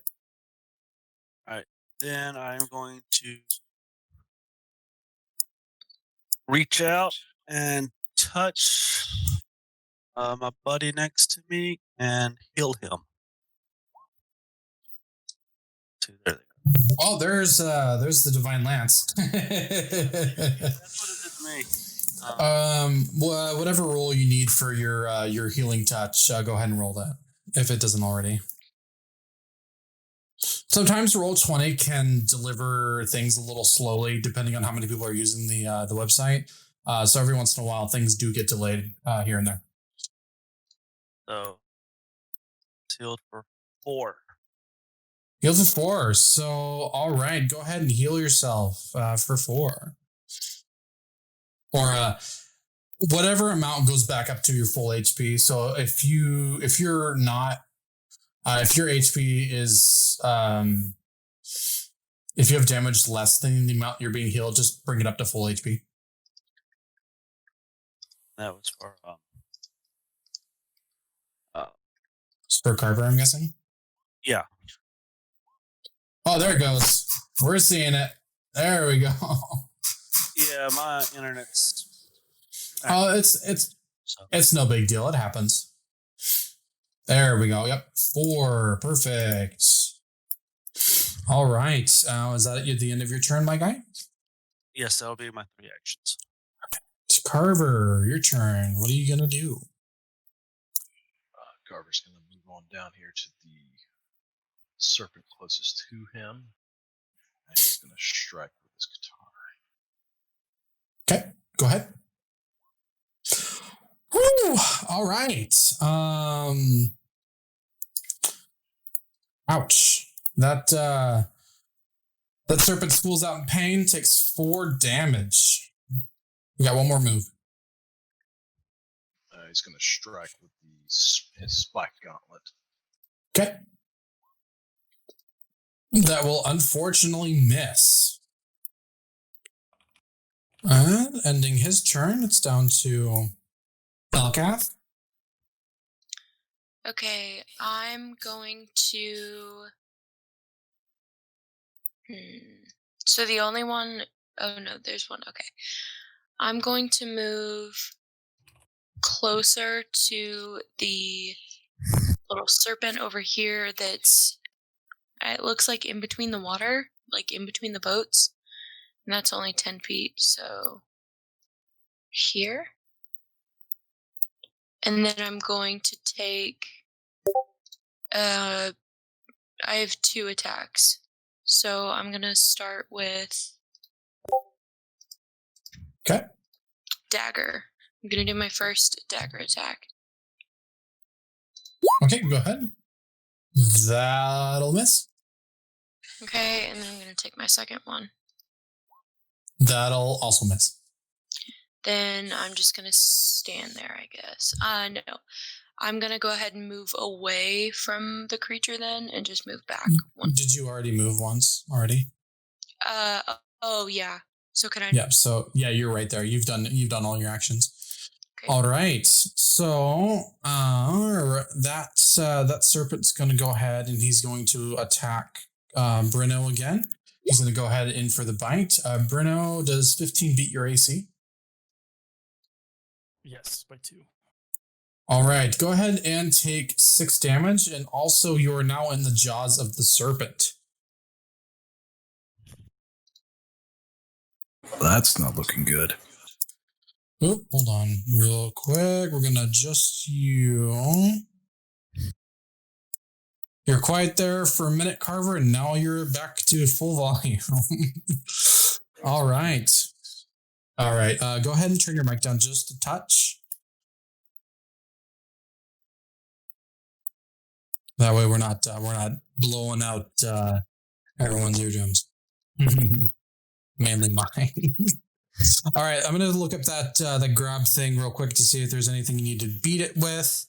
I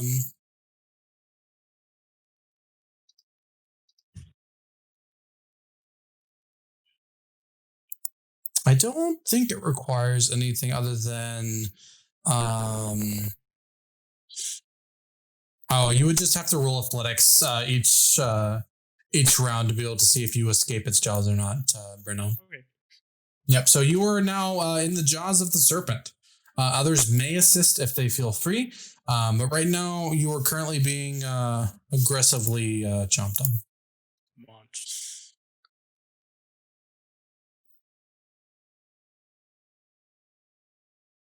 Let's see here. This serpent's going to stride, and he's going to move twice. He's going to move down here. He's also going to fan out his fins on his back and spike himself out, and he's going to spine rake this lovely lad here. Let's see here.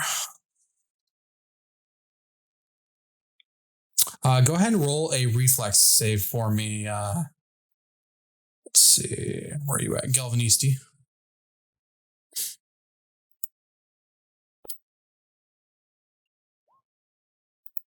All right. You saw it just in time, and you managed to dodge his rake ability enough to where it did not hit you. And that'll be the end of these serpents.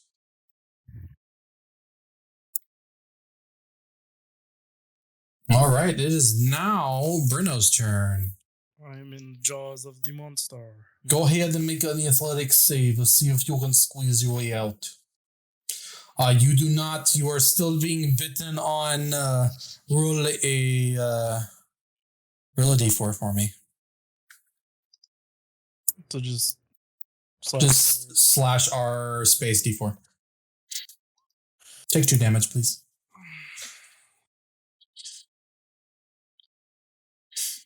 You're getting poked a lot by teeth, and it hurts, so you take 2 damage.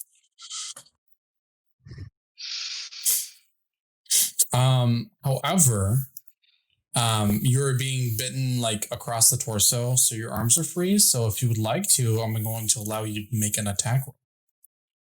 Okay. See if you can give it a thwack. Just standard move action, yeah. Shit. As you begin to move, it kind of chomps down harder, and you unfortunately kind of miss. And yeah, you can attempt to move again, but it's up to you. Do an athletics check again or no? No. Okay. You're still kind of stuck. You can make another attack roll if you choose, or you can end your turn. Same thing. Shit. You're getting thrashed around a little bit. TS Doll. Okay.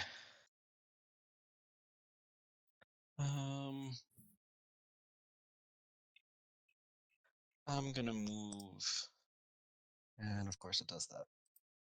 It happens.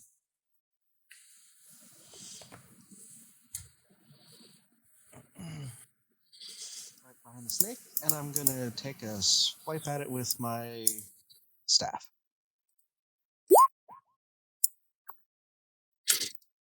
And nada. That 6 is gonna be a crit fail. So let's see. Were you mailing it? Yeah. Yeah. Who are you next to? Hey, between me and Galvanisti. Galvanisti, roll a athletics check for me.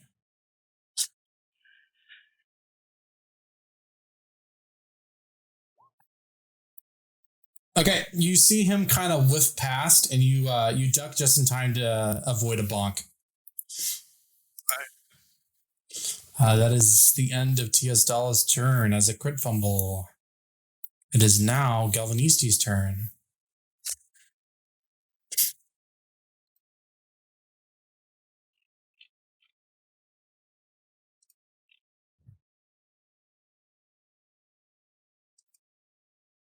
All right, gonna move a bit away from this. Okay.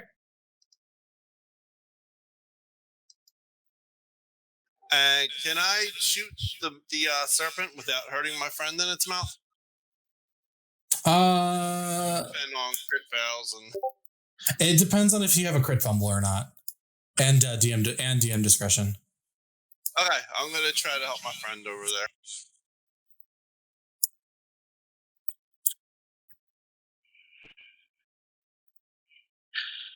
Sorry, with hunted shot. Sorry.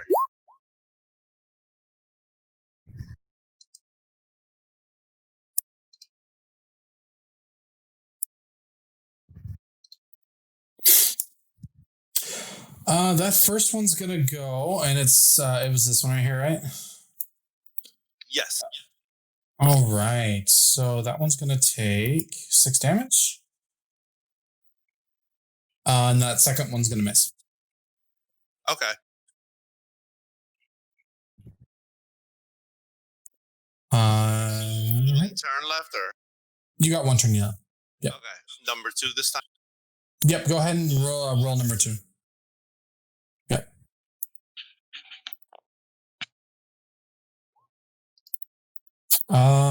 That'll miss, and it's not a crit fumble. Thank goodness. Okay. How did you crit fumble? I'm gonna cry.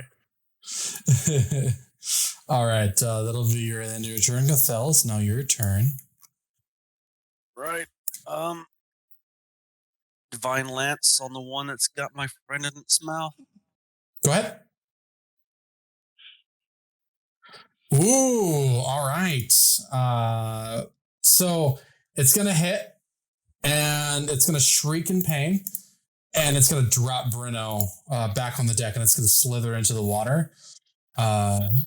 And it's gonna kind of just swim away. It is done. It's gonna return and go heal somewhere else. It has left the battle.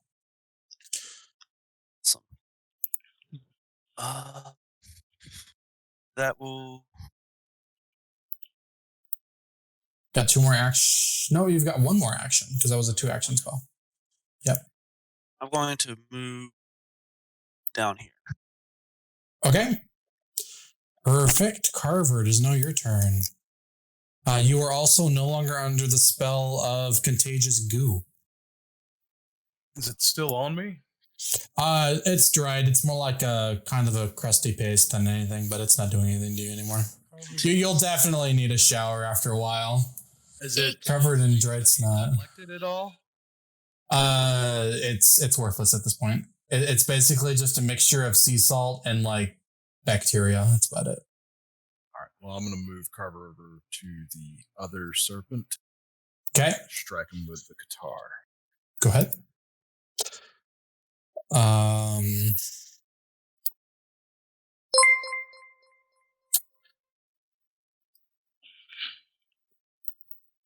You're gonna hate me for this, but this lad right here, go ahead and take 3 damage.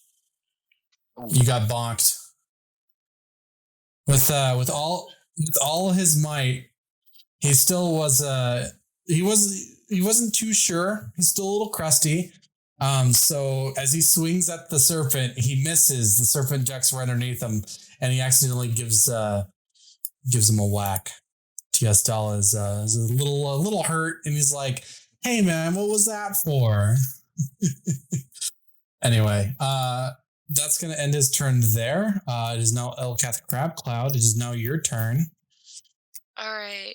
I'm going to attack the only living creature on the boat with Bane. Okay. Send through. We'll see this 2 actions, 50 feet. Will DC. Okay. Ooh. Oof. All right. You fill the mind of the enemy with doubt. Target that spell will save takes a -1 status penalty to attack rolls as long as they're in the area. Use this to examination radius by 5 feet. So it'll just take a minus from each roll now. Yeah.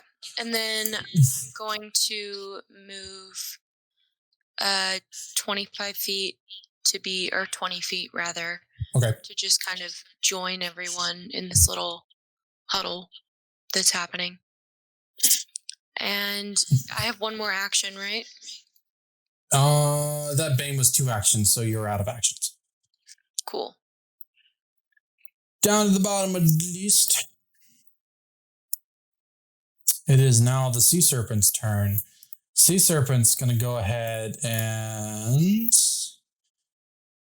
going to look right at Carver, right in the eyes, and he's going to rear his head back and throw his head forward, and he's going to go ahead and bite Carver.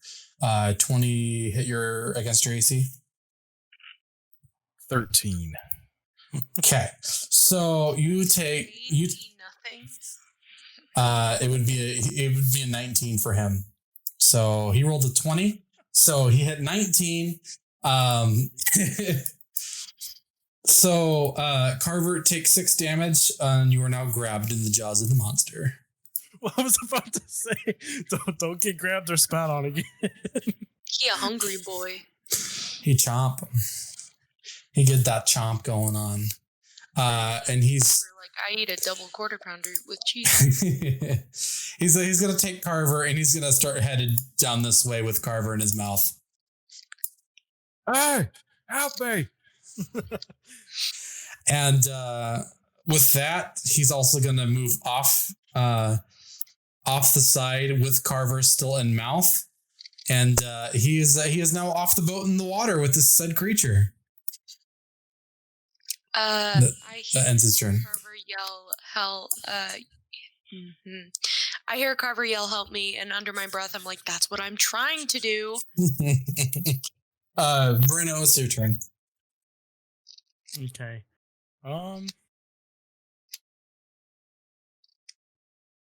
Can I attack him from the side of the... Is he like too far into the water where I can't hit him? Or is he like right... He's in the water. No, he's in the water now. Okay. I can throw, but I lose it, right? When I throw it, I lose my weapon. You can still retrieve it. Okay.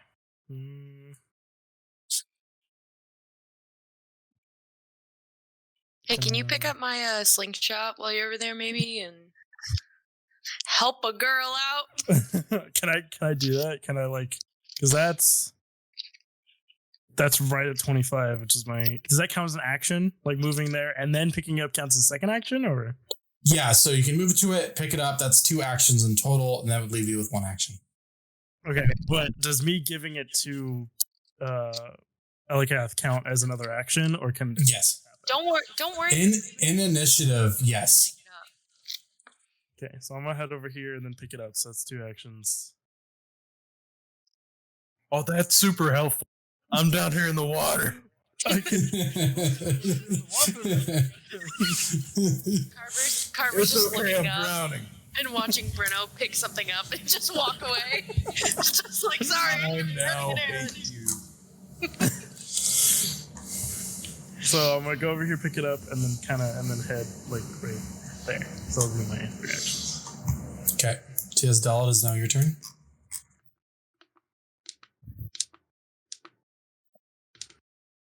Creating something crazy. Okay. Sound of that. Yeah, I think I'm gonna try it. How far up is the deck of the boat from the waters? It's like standard 10, 15 feet. That's a pretty big boat. So if I jump off and try and hit it with my staff, does that seem feasible? Depends. How good of confidence do you have with doing that move? Kind of 50-50 at this point. I don't know, man. It's up to you. I'm gonna start by casting Shillelagh. Okay. Target grows vines and leaves burning with primal energy. The target becomes a +1 striking weapon while in your hands. So you're casting that on your staff, yeah? And I'm gonna be holding my staff in both hands. I don't care about the shield anymore. Okay. So I'm gonna run off the side of the boat, jump, and try and smack it on the head. Okay, go ahead and roll me a acrobatics and an attack roll.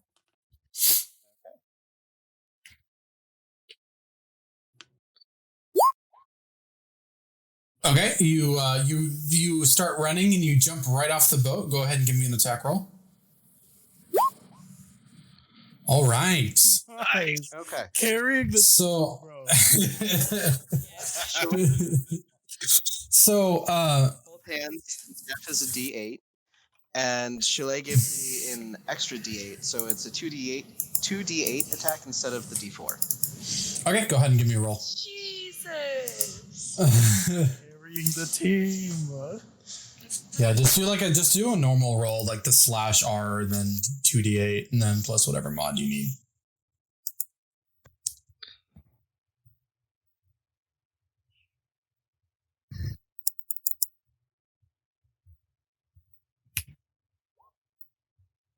Ooh. Oh, you gotta do the plus, like what's your strength mod? Strength mod is +1. Okay, so that'd be a 6. So instead of doing the plus STR, just do whatever your modifier is. Okay, so it's gonna get a big old bonk as he falls off the side, just gives it a whack. Unfortunately, it isn't enough to really knock Carver out of its mouth, but it is enough to make the serpent retreat. And he grabs Carver and retreats back into the lair of the ship on this side. And you can see him kind of swim around the ship into a hole in the side that you can definitely tell has access to the top of the ship.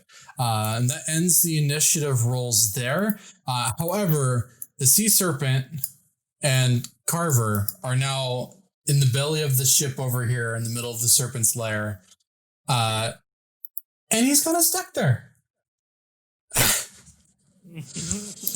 So, Carver, right now, you are basically MIA for a short period of time. The party will just have to come and find you. But we are out of combat now. Okay.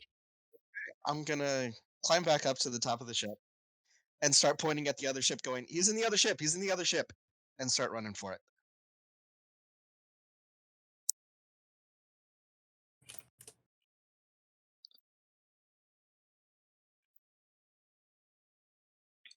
Okay. So, everyone, feel free to move to the other ship.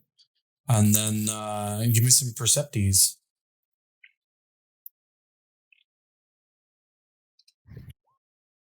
Ooh. Elkath, Breno, TS. Got 2 more perceptions we're allowed to do. Galvanisti as well. The whole party is woke. It's the adrenaline. It's the adrenaline, yeah. I'm going to cast guidance on myself. just Yeah. a little bit of. Yeah. Okay, Cathel, you're just all like, I'm done. I can't see anything anymore. You're just like, I'm just gonna sit down where I'm at. We'll let the party decide. I want to go home. I'm gonna close my eyes and we're just gonna pretend nothing's happening right now. The only wood I like is trees and I have a question. With a 21 perception check, what do I know about Carver and the sea creature's location? We're getting to that part. Oh. We're getting there. Ah, fun stuff. Where are we at? Like 21, 19, 23, 22, 7. technically it's an 8. Sorry. I know where it's going. I'm fucking blind, y'all. Y'all all running the boat. We went to the water, guys. Yeah. Somewhere.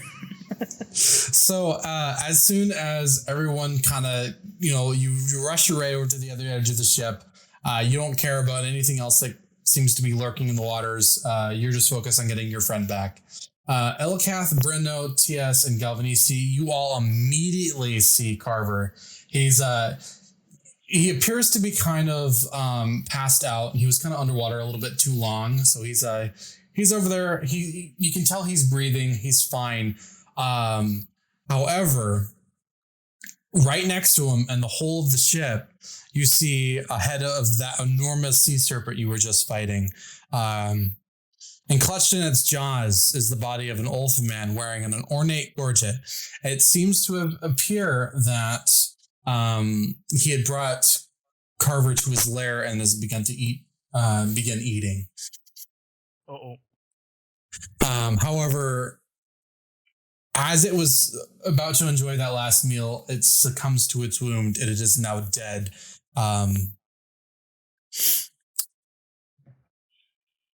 So from what you can tell, everyone here does notice that ornate piece in the serpent's mouth is indeed the artifact you've come to reclaim. You'll just need to go and retrieve it. I do a medicine check to try and wake up Carver. Yeah, go ahead. Jesus. Carver, you go right up to Carver, you give him a couple slaps, you splash him with some seawater, and he's just like, oh, what's going on? Well, where am I? And you're just all like, and you heal him up with some nice herbal medicine, namely just some seaweed water. He's wide awake now, and soaked. Can I look around? I would like to look around for any other loot, treasure in the bottom of this ship, aside from the artifact that we need. Go ahead. Perception? Go for it. You look around. The whole basement of the ship is kind of flooded, and you don't really see anything other than some sea creatures. There's some anemones. There's a sea urchin here and there. Is there a crab? No. Crab? No. There are shells of crabs, however. Oh. I cover Jeremy's eyes. My little crab. I cover his eyes. Alrighty. See that. So for everybody else, it appears to be that the ornate gorget is firmly in place of its jaws and might take 1 or 2 people to kind of pry the mouth open in order to retrieve it. I immediately am ready to do that. Brino is down. All right, Brino, go ahead and give me an athletics check.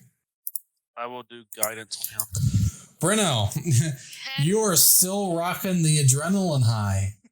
You're You're like, don't worry, I got this. And you wedge your knee at the bottom of that jaw, and you just use your shoulder and you pry that jaw open like it's nothing. That gorget falls from its jaws right onto the floor beneath your feet, and then you just stand back up. You flex a little bit, and you're just like, "That's right, I did it. Yeah. We're done here. Let's go." I look over, it's like, cool. We could have just taken this thing too. All right. Trying to see if I can carry the snake with us. You can roll a strength check if you'd like.